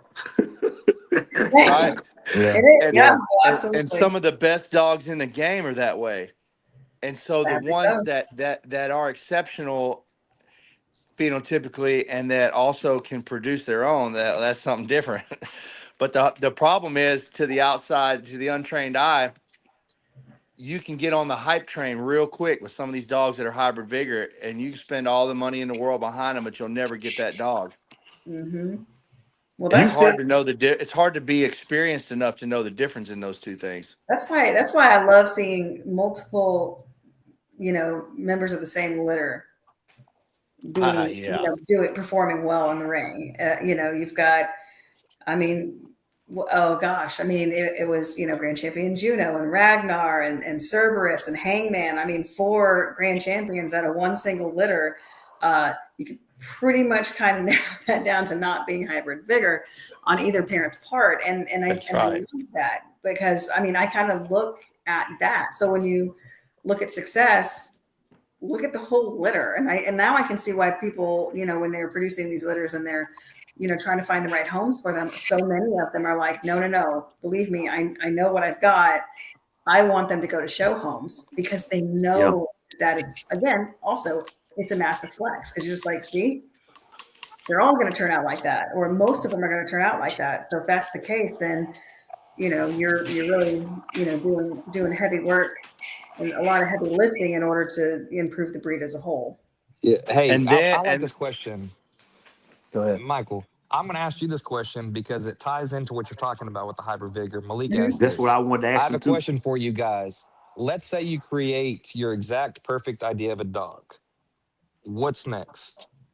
What breeding do you do with that dog to try to lock in those It traits? depends on whether it's already line bred or scatter bred, or if it's hybrid vigor or not. It depends on what it took to get there. Like, let's say if you would have to know that and have a specific dog to bounce this off of to be able to answer that question, because that's just genetics, right? You have to look at all the probabilities, and they're different in every dog. And so, that's a that's a tough question to answer without that information. So if And we Mike, pick a dog, we can take a shot at it. Pick a dog, pick a yeah. non-biased dog. Just any dog that's maybe not perfect, but a dog we can use as an example for this. That we know the pedigree. Let's use Genesis for example. Okay, Genesis has got a lot of line bred in him, right? So you would want to have that other, just like what you're doing. You'd want to have that second line in your program that you've been formulating in the generation simultaneously with this closest version to perfect that you've built, and so that you can do an outcross without it being outside of your program, with another line that you have in unison with the one you're building. Yes, we talked about that before, Mike. And when you was on here, you said there's a way you can break But that that curse depends of hybrid on vigor. whether it's that sticky blood or not and Yeah. stuff. He's breaking up. You breaking Wi-Fi. up. He's got that sticky Wi-Fi.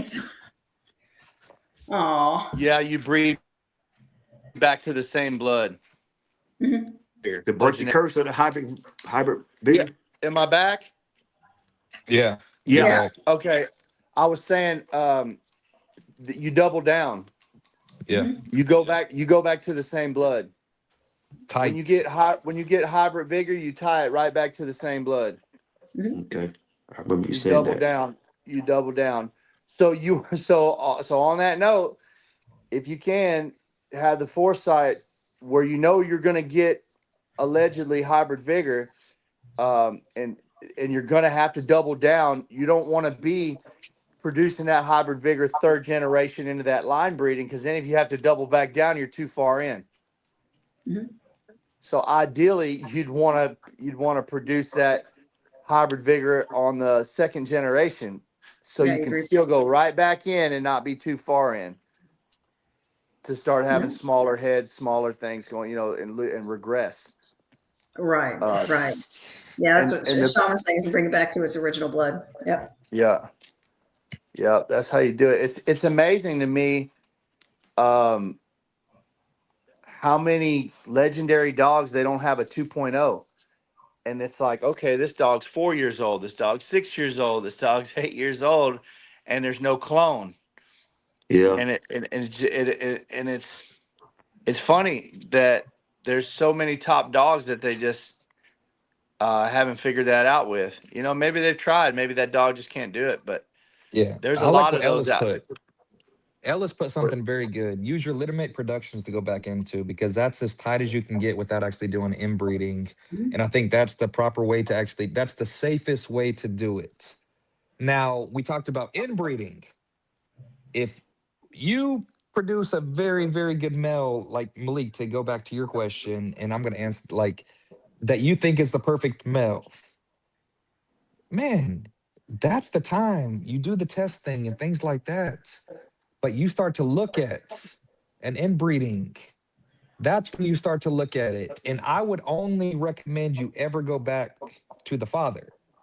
So if he produces a female that's as close to that as you're looking for, then you can start, of course, if the testing and things like that, because you're doubling down on everything. But that's when I would look at an inbreeding, is when I have the male that really is what I've been trying to create. Yeah. And then he throws a female that's very, very close in pheno to him. And Yeah. it's, like you were talking That about, becomes just the not illusion. line breed all the way to that, because now it's too tight. Mhm. That's when you go to a Mhm. litter mate with an outcross or something like that, then tie it Yeah. back to yours. Yeah, to be But if more you Yeah. specific, outcross that's this what I enough, meant when I said double down. yeah, Yeah, that's what you got to do. You got to inbreed right back in, man. And you do. It would benefit you to it be more. And you're dealing in probabilities all the way around this, right? Yeah. From one end of it to the other. We're saying you do this and this is what you get, but you're just dealing in probabilities. But that's your highest probability of success. But you would want to definitely go to the dad and not back to the mom. And that mitochondria DNA, you can get in over your head right there, Bruce. I know you can. We've had this conversation. Oh yeah. And you know what's crazy about this, man, that we was talking about this it's like, people don't inbreed, they don't line breed. They said it's, in other words, against the law in reality, just saying that, so to speak. But they don't understand line breeding can also fix things. You know what I'm saying? It Yeah. can also fix things. But people just don't do it because I don't know, I guess they just scared of it or never done it, you know? Yeah. I don't know. But that's how I always bred. I always line bred. Well, inbreeding too. So Well, line breeding to some degree is inbreeding at any level, right? it is, yeah. It seems to be coined as inbreeding when it's really tight, but even distant line breeding is still inbreeding, By right? technicality, yeah. By Yeah, technicalities. yeah. Right.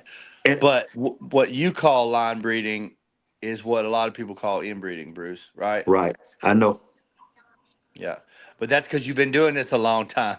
And where Yeah. you come from and where this whole thing came from, it was a lot more understood that this is just what it is with dogs. And it's not the same with dogs as it is with people. Yeah. The gene pool's bigger. It's a different thing. Oh my yeah, gosh. No, absolutely. 100%. Just like with chickens. And you know a lot about that too, Bruce. Oh yeah, definitely. You Yes, don't he have to be does. careful I went of over there on Sunday. He's got chickens everywhere. yeah. You don't have to be careful about who's related to who with chickens. Hey, Mike, man, What? look. not cutting you off, No, but I'm it's done. so different, man. Breeding chickens and dogs. You know what It I'm is. saying? If I got one family of birds, right? Just say if I got a trio, a male and two female, if y'all don't know what a trio is, okay? And so if I breed one female or one female and just say we're gonna say the other female hen, right? I mean, we're gonna say the other hen. So if I'm breeding this one hen and I get stags and put it off of this, right? I could take I could take a stag and bring it back to the mom and keep it separate. That's a different family. And it won't have no, you can't do it but like one time, right? Because the feathers will start showing up different. So that's one family right there. And I could take the same brother, another brother, and go to the sister, or vice versa. You still can breed the same, but and And you don't never have have to no problems. never have no problems at all. Yeah. How? I don't know. It I don't has to do know. with the gene pool. With chickens, they're designed in nature. They breed amongst their own a lot closer Yeah. than, Yeah, different yeah. Yeah. species are different with that. And so kind of according to how nature does, you know, Yeah. 100%. Yep. yeah, It's crazy though, yeah, man. it Hey, is hey, very, and very interesting. hey, we have a good question right here too, and I want Yeah, to make sure we Chris. hit this. Christopher Holiday. So, Yep. which way is better, daddy, daughter, or mommy, son? Daddy, daughter. I'm never, ever, ever recommending breeding the son back to the mom. So he's trying to Read It's get that. been clarification done. on what we just said. That's what we're saying. Yeah. Yes, but Okay. Yeah. yes, daddy, daughter. The mitochondrial DNA, in my opinion, is too strong to breed back to her and double down on all the DNA that's coming from the female. Yeah. 100%. So, daddy, daughter. Dad and daughter And that's always. because the female is XX and the male is XY, and the Y is what determines the sex of the puppies. So as far as DNA, he's contributing that one X, and that's it. The female's two Yep. X's, even though it's just two X's and him's one, it's exponentially more strands of DNA than his. Yeah. And I was amazed to learn at like how exponential, right? So and this is not a locked in number, but this is just like he might be contributing 9 strands of DNA and she's Yeah. contributing like 10,000. I remember you calling me and telling me that, and I was It's like, that big a "What?" difference. So it's like, so when you double down back from the mom, you're getting tight real easy. You're getting over your head real quick. Yeah. Yes, Yeah. you I'd And rather. Chris, really got to man, know we what were you're talking about doing. chickens. Chris, we were talking about chickens, man, by the way. So don't never breed. Yeah. don't never breed. Don't never Yeah, don't breed. ever, yeah. I can tell you what you could get. I tell you what you would get out of that, man. Don't do it. Yeah, chickens. Oh my gosh! I can't deal with it. Hey, look, Adam had actually chickens asked are, several questions that he is saying that we didn't answer. So, Adam, okay. the I'll get hairspray right I at use, them. the hairspray I use, I don't use hairspray. Are you talking about on the dog's paws? Because that's Frizzy's travel size. Yeah, that's what he was talking about. Michael, That what was is your earlier. barber? Who is your barber, Michael? Because that's what he wanted to know. I'm my barber. And then he was asking what dogs from Alabama are going to make us proud at nationals. I already know at least at minimum 2. And, Yeah, Man, this is a Kiki, great. Levi, and Levi. Oh, you bringing Levi Flex, too? possibly. I'm Yeah. campaigning for him to come, so I would like. Flex is going We, too. Okay. So yes, 3. and There's 3. we almost skipped Serenity's heat to actually bring her to nationals. That girl, once she finishes this litter, whelps this litter off Grand Champion Apollo, get confirmation in 2 weeks. Mm-hmm. But that girl will champion out in one show. One show. She is one of the most balanced XL females I have ever seen, and I am very, very blessed to be able to see her every day. And we produced her.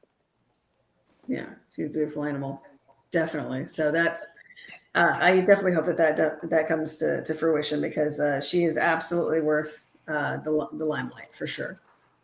Yes. Yes. Hey, Tails put breeding to a scatterbred dog can help too. It depends on what you're needing at that breeding. Mhm. every breeding should be very, very, very calculated. You should have Mm-hmm. an idea of what stud you're looking for, on what you need, on what you lack. If you're breeding a female that's not line bred, I would recommend going to a very, very line bred male Yeah. that's off the same lineage as the female to start a lineage of that. Mm-hmm. Um, but if you're breeding a very line bred female, yes, you can play a little bit more. You can go to more of a scatterbred dog because, again, the mitochondrial DNA, she's going to dictate that breeding. And what you're using that male for, hopefully he gives you, and you should look at the product of him on his offspring to see if he's producing that, and then bring that in, and then again go tight, tight, tight to incorporate that and to lock Yeah. that feature in. That's the whole process of what an outcross should be for. And once again, to reiterate again, it's all probabilities, right? Let me give y'all an example of a very, very astronomically unlikely probability that I just dealt with. Oh God. So pressure is an NN in the IGF-1, which is a gene that has to do with the body size, right? Yeah. And on the embark. So there's only three options. You have II, NI, and NN. Pressure is an NN. Remy was an NI. Okay.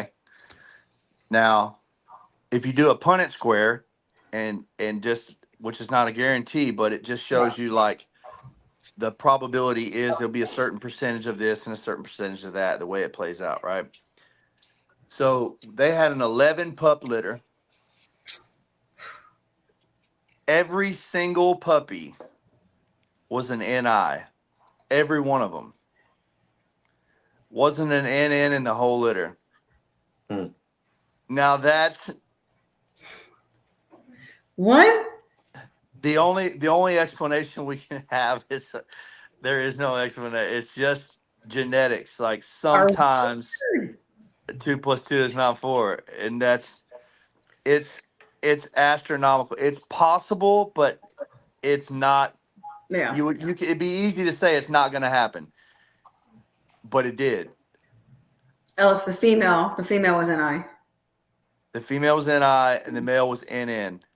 So and here's the other trip. So most of the pups look more like him than her, but none of them were NN. They were all NI. So they took all of them took that from mom, but then phenotypically, I'd say 90% of the litter looked more like dad. Yeah, when her COI was like a 35 and his is like a 22. Just Wow. some weird stuff happened there. A lot of weird things. It just doesn't add up. And so I just want people to know that you just when somebody says, "Hey, this is your next best move," and you do it and it doesn't work out, it's not because your best buddy has slighted you. It might just be Instead, because genetics are weird. it's right, Yeah. right. That's the thing. So it's not always that you've been hoodwinked. Right. Sometimes things just don't go how they're supposed to go. That's just what it is, ain't it, Bruce? Yeah, that's right. And I'm gonna answer Ellis' question. He asked me what did I get out of the son Yeah, and I want mother to breeding. know. Oh, that is right. You did So do that. so first of all, I got all colors. So I got an all white dog, and I got a lot of white dogs with patches on it. But I didn't have no white dogs in the third generation. So after the fourth generation, it was some white dogs in the fourth generation. So I pulled all that back from the fourth generation back up front. So I also pulled up Kai Hop, the one that was all white. And don't get me wrong, this was American Pit Bulls. Now this wasn't a bully. This was back in the American Pit Bull days. So I had an all white one that was Kai Hop. He had an overbite, and it was a high rear. So I got all three defects in that one breeding, right? How many generations later? No, I'm saying Oh, this was so when I bred these dog, right? So when I bred these, the brother is no, that was the son and mama, right? So when I bred that, all these colors come from the fourth generation. It pulled all the way back up because I didn't have no white in my dogs. You see what I'm saying? Yeah. So that was bred out. So it pulled back from the 4th generation white dogs Because you inbred. because I inbred. Yep. That's so that ought to tell you when you inbreed, it can go back. That told me 4 Yeah. generations and pull everything back up front. I See, didn't the other have thing that you get is sometimes you have dominant genes And recessive. that become recessive, and sometimes you have recessive here and recessive there that get put together and Double up make and dominant. Mm-hmm. yeah. And it's those polygenetic chains are so long, you can throw a lawn dart at it, but you really But man, can't look, I, you really can't say what's gonna happen there, man. I did that Blinking breeding. before you launch the lawn dart. I That's did that breeding for nothing. In other words, you know what I'm saying? That Yeah, was a wasted breeding. right. Period. It I was wasted. The whole litter can see why you're was so flawed. vehemently against it now. You're just But the like, white don't one, do it. the white dog had more flaws than any other puppy. But I gave them all away, man. I gave them all away. I'm telling you that I would never do that again. And I advise Hmm. nobody not to ever do son to mama. And I Same. have did half brother to half sister. That was perfect, Yeah. Yeah. Oh, I've done that numerous you know. times. Yeah. But man, I never do son to mama again. Never. Yeah. Damn. Did any of those dogs end up ultimately going blind or deaf? Nope. Only I got Good that. question. I got that out of Callahoota's breeding half brother, half sisters. Because most of the dogs, if they have a lot of white Oh on yeah. Callahootas, they gonna be blind or they gonna be deaf. Yep. Yeah. I used to breed them too. Or both. That was You can't line breed them dogs like that close. You can't line breed them like that. I wouldn't even do daddy to daughter in Callahootas. oh Yeah. yeah. Catahoula's, I mean, it's ooh, yeah. I mean, because it's bad enough that, they've got the Merle work, you've got a lot of albinism in them. It's just you gotta be really, really careful. Well, Yeah. it has to do with how long the breed has been around as well. Yeah, that's right. If the breed's been around for 500 years, it's a different thing than the American Bully. I Yep. know, I'm 20 years Look, old. my pops has been breeding bird dogs for so Mhm. long that this consistency is unreal. Like people literally just pick for color because it doesn't matter. You're not getting any attributes out of one than another other than different patterns. There Yeah. there's so much consistency. And you Yeah. got some bigger and some smaller, but he breeds for that. But the Right. consistency of the breed and the breed type, even though there's variations within the breed, it's not anything like ours. No, in all reality, at that point, when it's a breed that's that well established, instead of breeding for obvious like appearance's sake, you're actually breeding instinct. Mhm. Yeah. That job. You know what I mean? You're going for the exact temperament and drive necessary for that dog to work. So I learned some things watching his program that have taught me a lot about things that I'm sure Bruce knows well about breeding just from being around it so long. And Mhm. I'm really proud of my pops, man. Shout out to O'Neill King, man. He really has done his thing. So they've been breeding bird dogs consecutively for 62 years. Golly.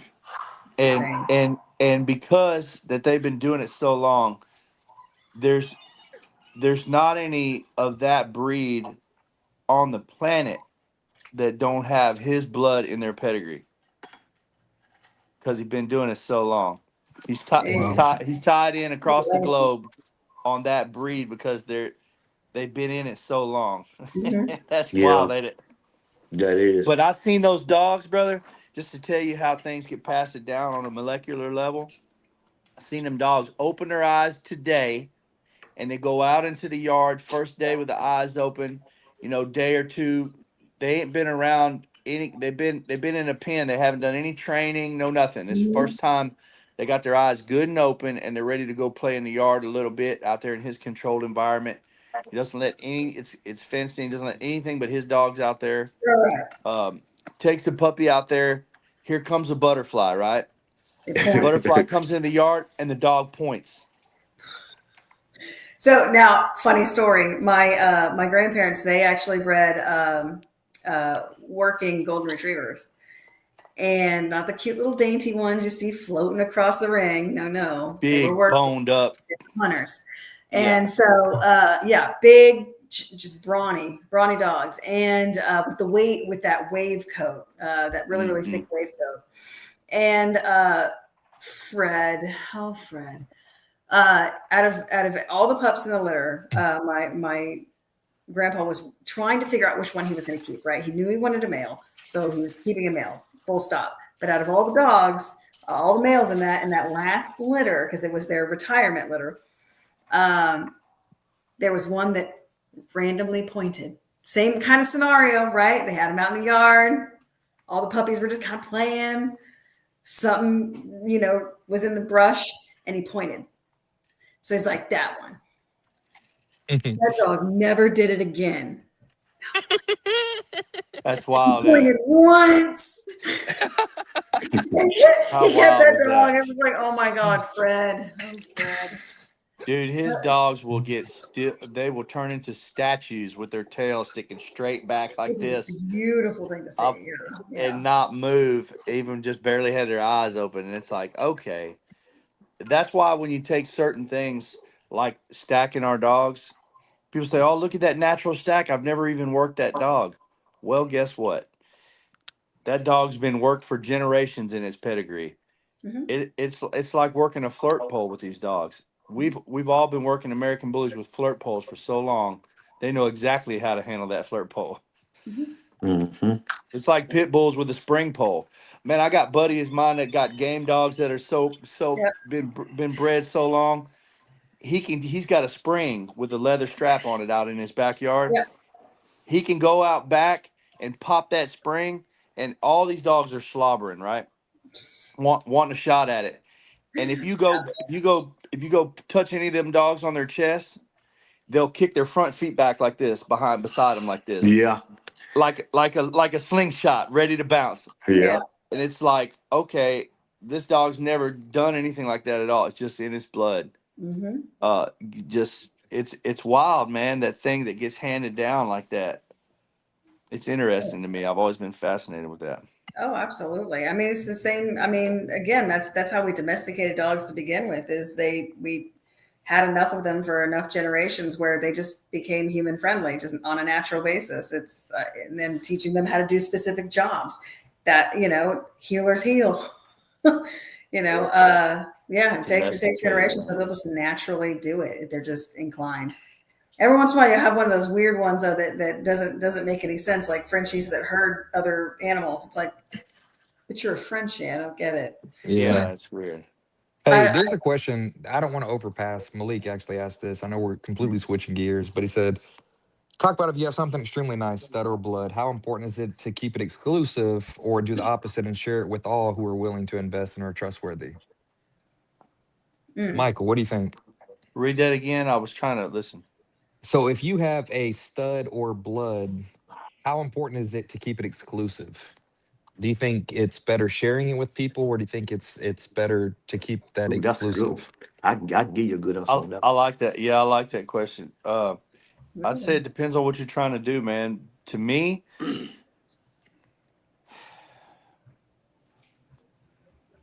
it depends on how exclusive it is, man. But if it's me, myself, man, I'm trying to build grand champions in my program. That's what I'm here to do, and I'm not gonna stop till I do it. If I'm still breathing, that's what I'm going after for myself. If puppies get sold along the way, so be it. But that's what I'm here to do, for me. And so if it's a part of my process to doing that, I'm more worried about what I'm doing with it here before I'm worried about anything else. Yes. That's just how I feel about it. Could I answer that question? Absolutely. Please. Of course. All right, Please look. answer that, Bruce. You have a lot of people that like to sell dogs, right? So look, if they got this one dog, okay, and they don't know if it's exclusive or not yet because they're breeding. He hasn't been bred.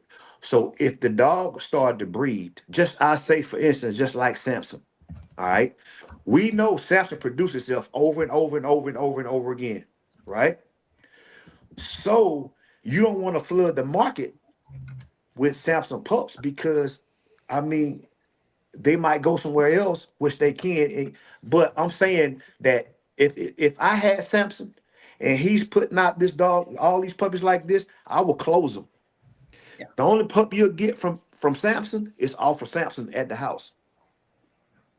You see what I'm saying? A lot of Absolutely. people done that over the years. If they see their dog producing, they ain't gonna let everybody have their blood. So they gonna up the price because they dog done got popular or exclusive or whatever. And the only blood that if people gonna come, they gonna want to purchase dogs from you. Yeah.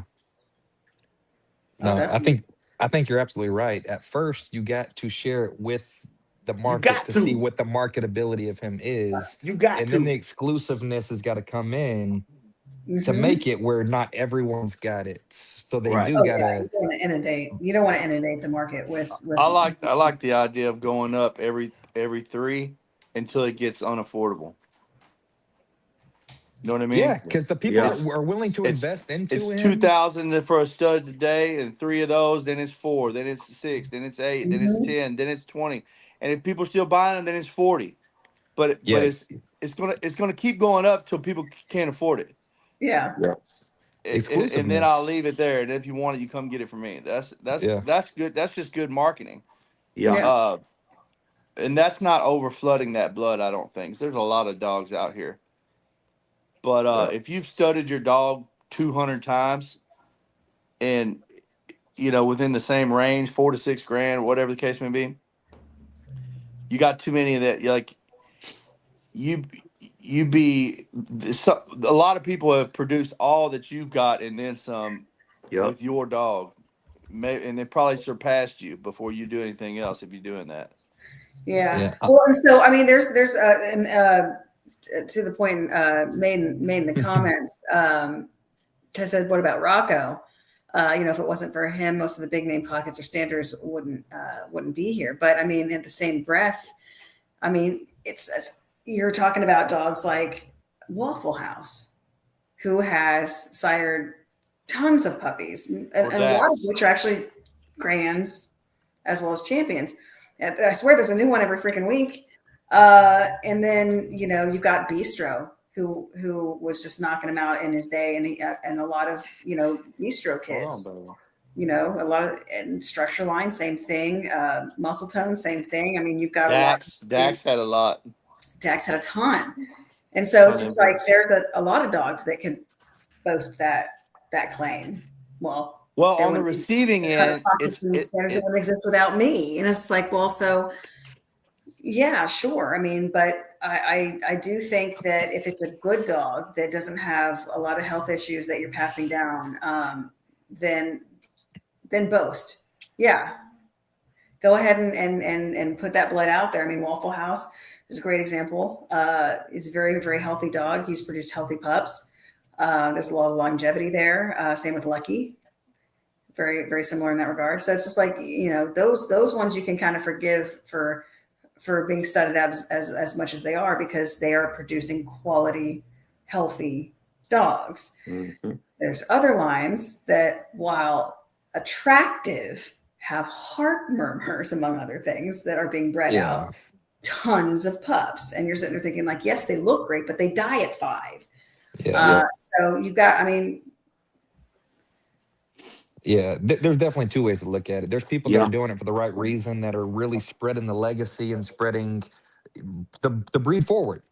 yeah. Helping the breed go forward. And there's people that are doing it strictly for money Mhm. and aren't worried about the health issues, aren't worried about the productions and what they're passing on to generations. They're looking Yeah. as a quick dollar. So yeah, there's two sides of the coin for sure.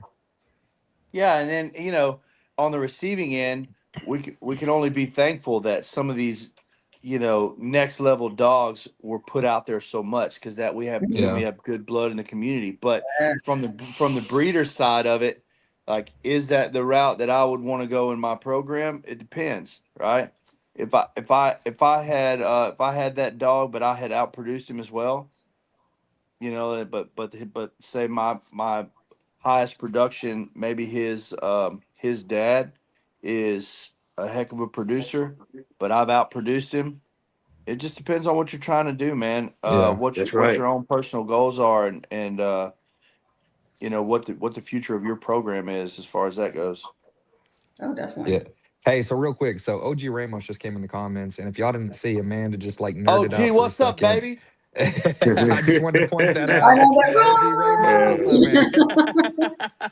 We love when he interacts, though. It's always good feedback What did from he him. say? Oh, Oh, he He said hadn't said hi. nothing. Yeah. Oh, I can barely see it. Yeah. Well, he also mentioned that obviously making yourself accessible, making your studs and your litters accessible is it's great marketing. marketing. Yeah, marketing is key too. Like, man, a lot of Mhm. people have some very nice dogs, but don't market the right way or don't present themselves the right way, and they hold their studs back. Yeah. Yeah, Miss you too, old buddy. I know, right? Oh, we need to have him on again. She's nerding out so bad right now.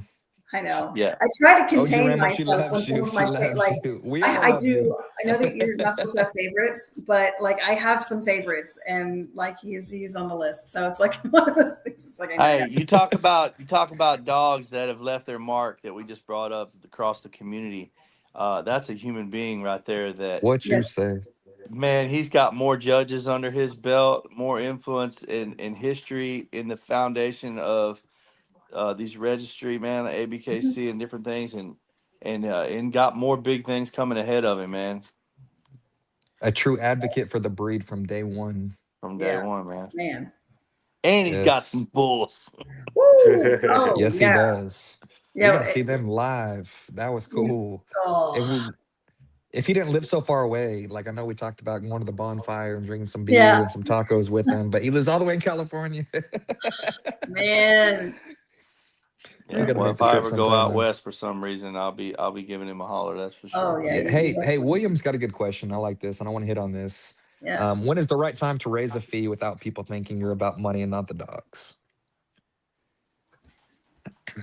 And we Caleb, just that's kind a of good hit one on. for that's a good one for you to answer, buddy. We just kind of hit on that. Where your heart is, you know where your heart is. You know whether you're doing this for the money or you're doing this really to put your dog out there for the right breedings and really spread the love and help the class and the breed that you're specifically in get better. So I think that's a personal decision that you got to make. But like Michael was talking about, I agree with him. This is what we did with Genesis. Genesis was very sought after, and we raised him in increments after so many breedings at different rates, and it wasn't for the money.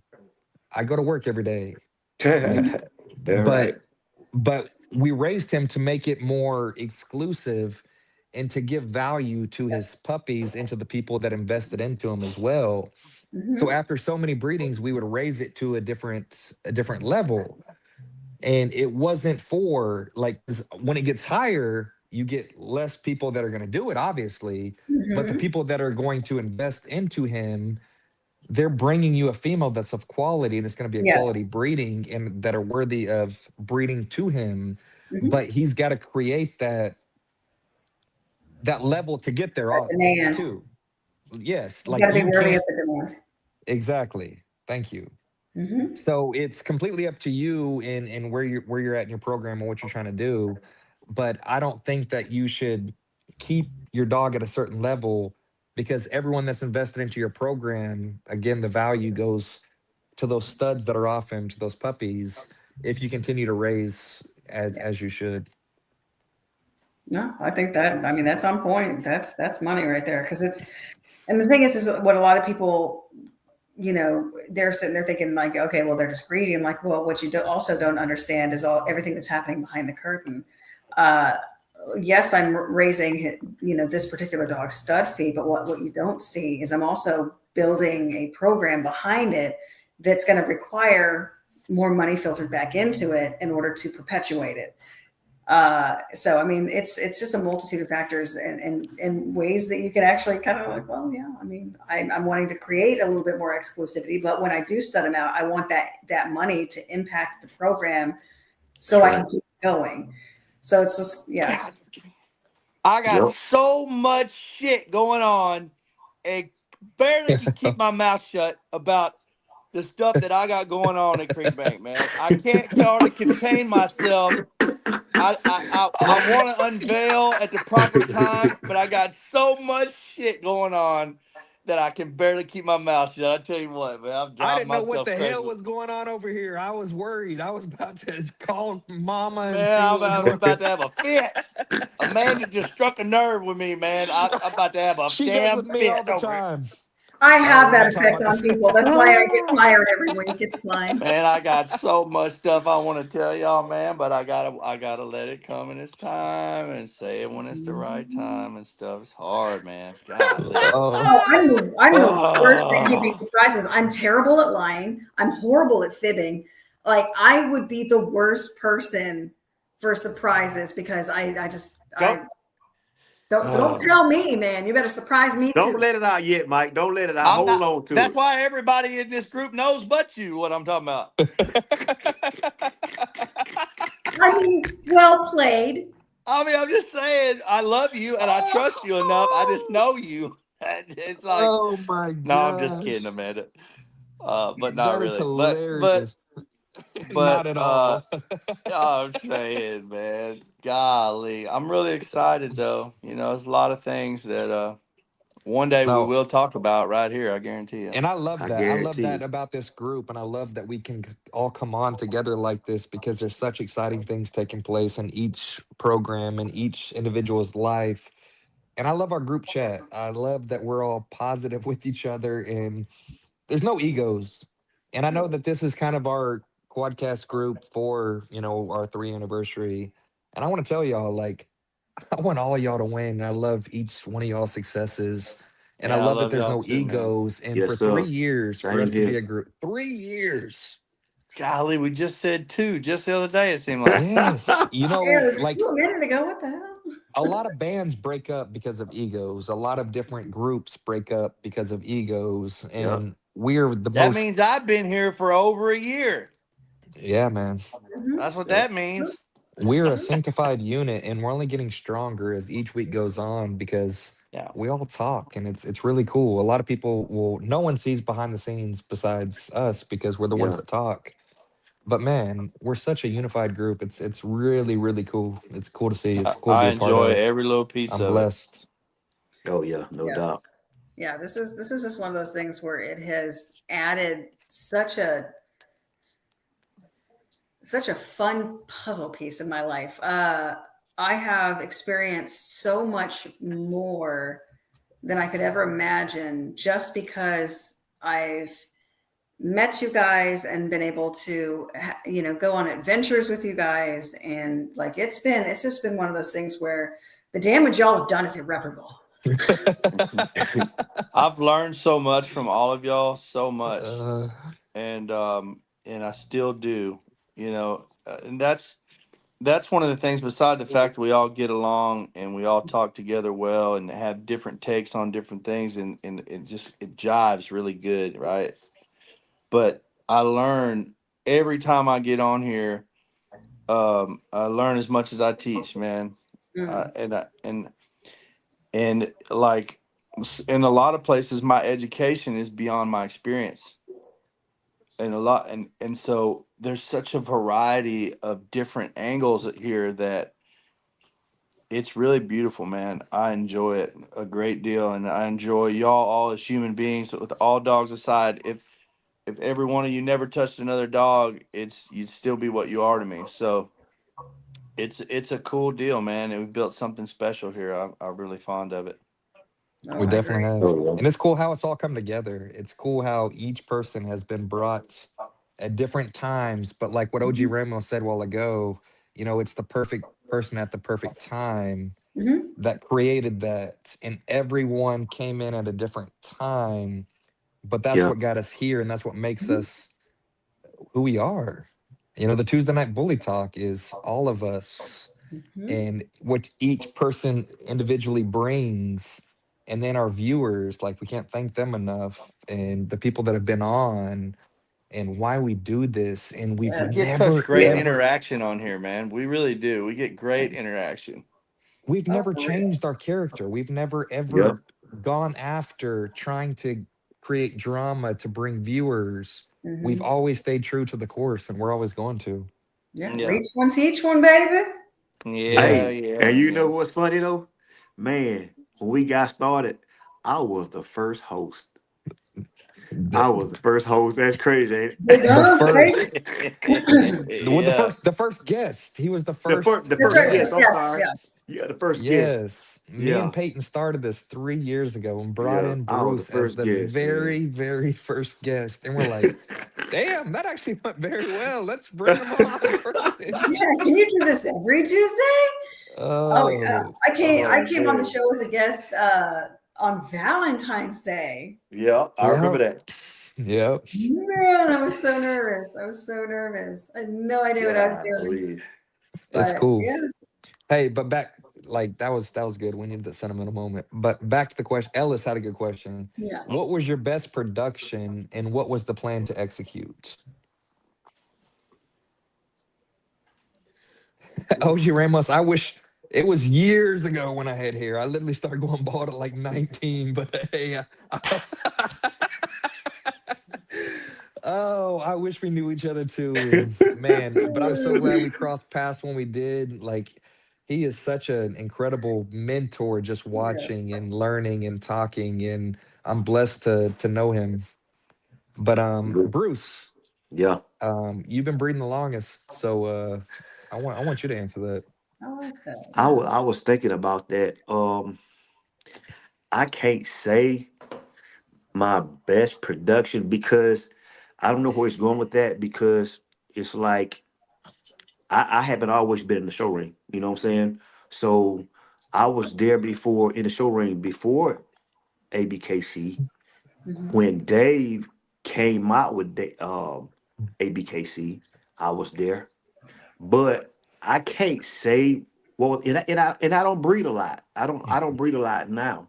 Yeah. I can't say, man. But I tell you what, man. I always my litter's always been consistent. You know, over the years. You know, when I got started, it always been consistent. And I just and Art, he's not my production, so I can't. You know, but I just had some great dogs, man. Over the years, I can't say my best production because all of them was nice. Yeah. Yeah. Well, I will answer that too. I was about to say And you better. so a lot of people think and look at our program and they see Teddy. Teddy is the glitz and the glamour. Like, he has a lot what people are looking for. Mhm.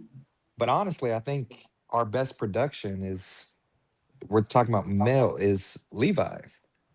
Mhm. Levi is a very, very, very complete bull. And the reason why I say male, because I like Serenity and Trinity too. They're very, very line bred, and they're ready for an outcross like we did with Apollo. And I can't wait to see that, because what Sean said earlier, a very similar pheno, but an outcross, it can loosen the blood. You can go back tight. Mhm. And that's exactly what we're doing. But Levi, he's a very, very balanced bull. He has exactly the features that we're looking for in American Bully: the headpiece, the top skull, specifically the stop on the muzzle, the apple cheeks. I like his Mhm. forearms. I like his shoulder spread. Um, and we're really building off of Levi and that lineage, and then Teddy's our outcross to bring in more what we need. Right. But yeah, Levi is what we're building off of. So You got Deuce hiding in there too. Deuce is very, very nice. And a mulatto, I mean, Levi and Deuce have the same mom, which is mulatto, Mhm. and we just bred Teddy to her. So there is a plan that's taking place, and we're Crazy. showing the breeding banners. We're showing exactly what's taking place. And we always say piece by piece we're building, but that's why, like, Mhm. she is the dom of our two prominent studs besides Teddy. Now Mhm. we're throwing Teddy to her, Yep. so it's a piece of the puzzle. It's a big piece of the puzzle. This breeding's huge Oh, for us going forward. oh, absolutely. I mean, at that point, it's that one was one of those ones that you could easily have moved in silence and created the next paradigm, um, because of the fact that like it's being done purely internal, and you created the outcross you're using to do this. Man, You could have moved. You could have moved in silence and just shocked everybody. You could have. But I love that you're sharing. That breeding with the world, and I'm interested to know how many of them you're going to ultimately end up having to keep. Oh my gosh. Because imagine, like, if we keep one female, which probably going to keep multiple, I'm going to tell this, and this will probably be, we can look back on this years to come. A female is going straight to Levi, and a female is going straight to Deuce. That's where the line breedings are already set up. They're already forecasted before. And it's so nice knowing exactly where we're going, and the puppies aren't even here. Yeah. But And we then already have you think breedings about paired up. this. Mulatto more than once has thrown twin females, Mhm. and they're usually at the top of the litter. 100%. And there'll be two females that you take the collars off of them, you can't pick them apart most of the time. Yeah. That's Yeah. happened more than once with her, and so you may be able to do those breedings simultaneously and not one after another. Yeah. Yeah. And we just bred Levi's littermate sister like the same time that we bred, like a week before we bred her mom. Man. And it's cool seeing all these. Like, it's cool having people come over that are purchasing puppies and be like, there's the mom, there's the dad, there's the grandpa, there's the grandma, there's the aunt, there's the uncle. I can't wait for that. I'm excited it's about pretty cool. Just put out the banjo. that. Yeah. Oh man. That's It's funny. been a good one. Oh, It's been a good hey, one. and then Levi's son, Leo, Mhm. we've barely shown him. He just turned 1 the other day. Hey, that boy is bigger than Levi. That boy is, hey, he's special. He's special. I need to He's Who go off you of back. talking about, Levi in Caleb? China. Leo, Leo. he's off of Levi in China, which both of them are Genesis daughters. So half sibling to half sibling, which produced Yeah. Leo. China throws big anyway, so that I like China. Oh, that boy is China's a massive. big bitch. yeah, Yeah. she grows big too. Big, Jesus. pretty bitch, yeah. Yeah. It really is. Yeah, but I've Yeah. enjoyed this. I've enjoyed this a lot. Thank you all for the Oh, yeah. interaction in the comments too. Ellis, Gyro, William, Tez, OG Ramos. Man, it's been Adam Sean. Fields, Mama. I don't want to leave anyone out, but y'all been very, very interactive in the comments, and that makes these lives a whole lot easier because they're fluid. Yes. And we do these for y'all, so we want the questions. So thank y'all for the interaction tonight. Man, yeah. OG Ramos, I can say, man, that I've been in the ring with Levi. I've gone around the ring with him, and he's grown so much since then. But He keeps evolving. He ain't he's done yet tough. either. I know he's still young. He's so young, and but he's tough, man. He really is. He's tough. Yeah. He's Hey, actually side note. bigger. He's actually bigger than Genesis was. Actually, Yes. Side note, he has never ever lost to a dog in BRC or an XL in BRC or ABKC at all. And then he only lost to a dog in ICBR when he was actually in the champion class. Now he's a grand champion in ICBR too. Mhm. So twice he's lost to an XL in any ring that he's ever been into. And he's a force to be reckoned with for sure. Yeah, he's definitely seriously a very, very beautiful animal, very terribly well balanced. But I am excited to see, what he produces and how they evolve because he has evolved beautifully and he's still not even done yet. So that's going to be fun. That's going to be Yeah. fun. Yep. But I've enjoyed Yes, this. sir. Oh, Awesome for live, sure. guys. Absolutely. When's We that coming? needed one of these. So November's the perfect month for it since that's our anniversary. So yeah. I'm glad I got to get on here and be part of this again. Yeah, it was great. Yeah, when you rolled down your window, it started off shaky. I know. I was like, I I'm can't- going to put you backstage for a minute. I can't believe the difference between plugging that cord in through the car speaker and unplugging it. It sounded so bad, I guess, but I mean, Terrible. I don't understand why. Terrible. Yeah, maybe terrible. Yeah, I I'll love get you, right man. though. I'll get right. I love you so much. Love you, Bubba. Yeah. Oh, Well, gosh. I'll tell y'all what, man. When I look at the growth in all the talks and look back. We ought to do like a collage, of some kind that just shows Video snippets of some of our best, like our best snippets of snippy bloopers moments. or whatever we ought to do, because it's been so much, man. So many interviews, so many great people been on here and talk dogs. It's really Mhm. something, man. Yeah. And something else I was looking around and realized. So this platform really has covered more interviews than anybody. So there's a lot of, I don't want to say a lot. There are other platforms that do interviews, but not every week like we do here. Every week. It's been Mhm. 3 years of interviews with all the big names in the business, man. Yeah.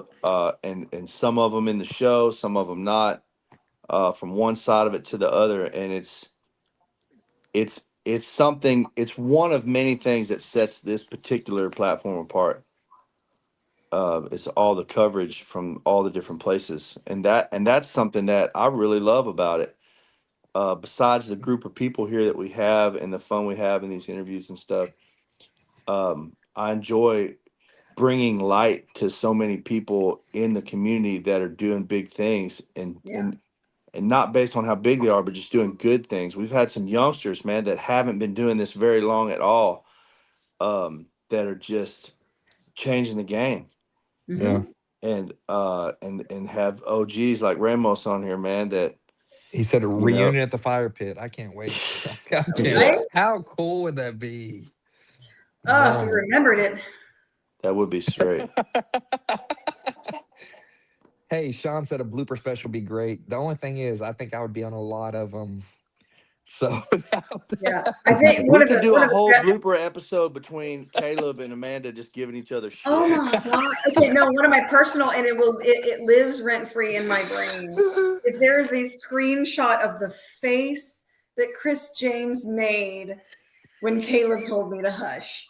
Yeah, I remember that. What a great moment I that was. screenshot that oh and I my was like, Oh gosh. shoot. What was That oh that was girl's man. crazy. name? That lady's name that said that called Caleb Carl. Nikki. That was a good one. Nikki. Nikki Yeah, Lynn. Oh Yeah, yeah. Vicky Carl. Lynn. Vicky that Lynn. was fun. All right, hush, Carl. That's enough, Carl. I was like, Yeah. oh my Oh, and god. he's been Carl. Like actually, as a matter of fact, at Uh, Atlanta Bowling Marathon, Chris actually went over the intercom and actually called him Carl. Yeah.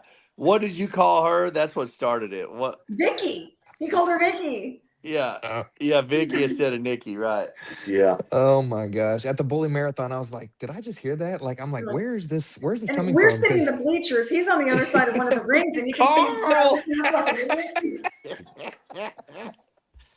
uh Oh, that's great. man, and we have fun when we all see each other at shows too, man. Oh yeah. This is a cool group. It's special.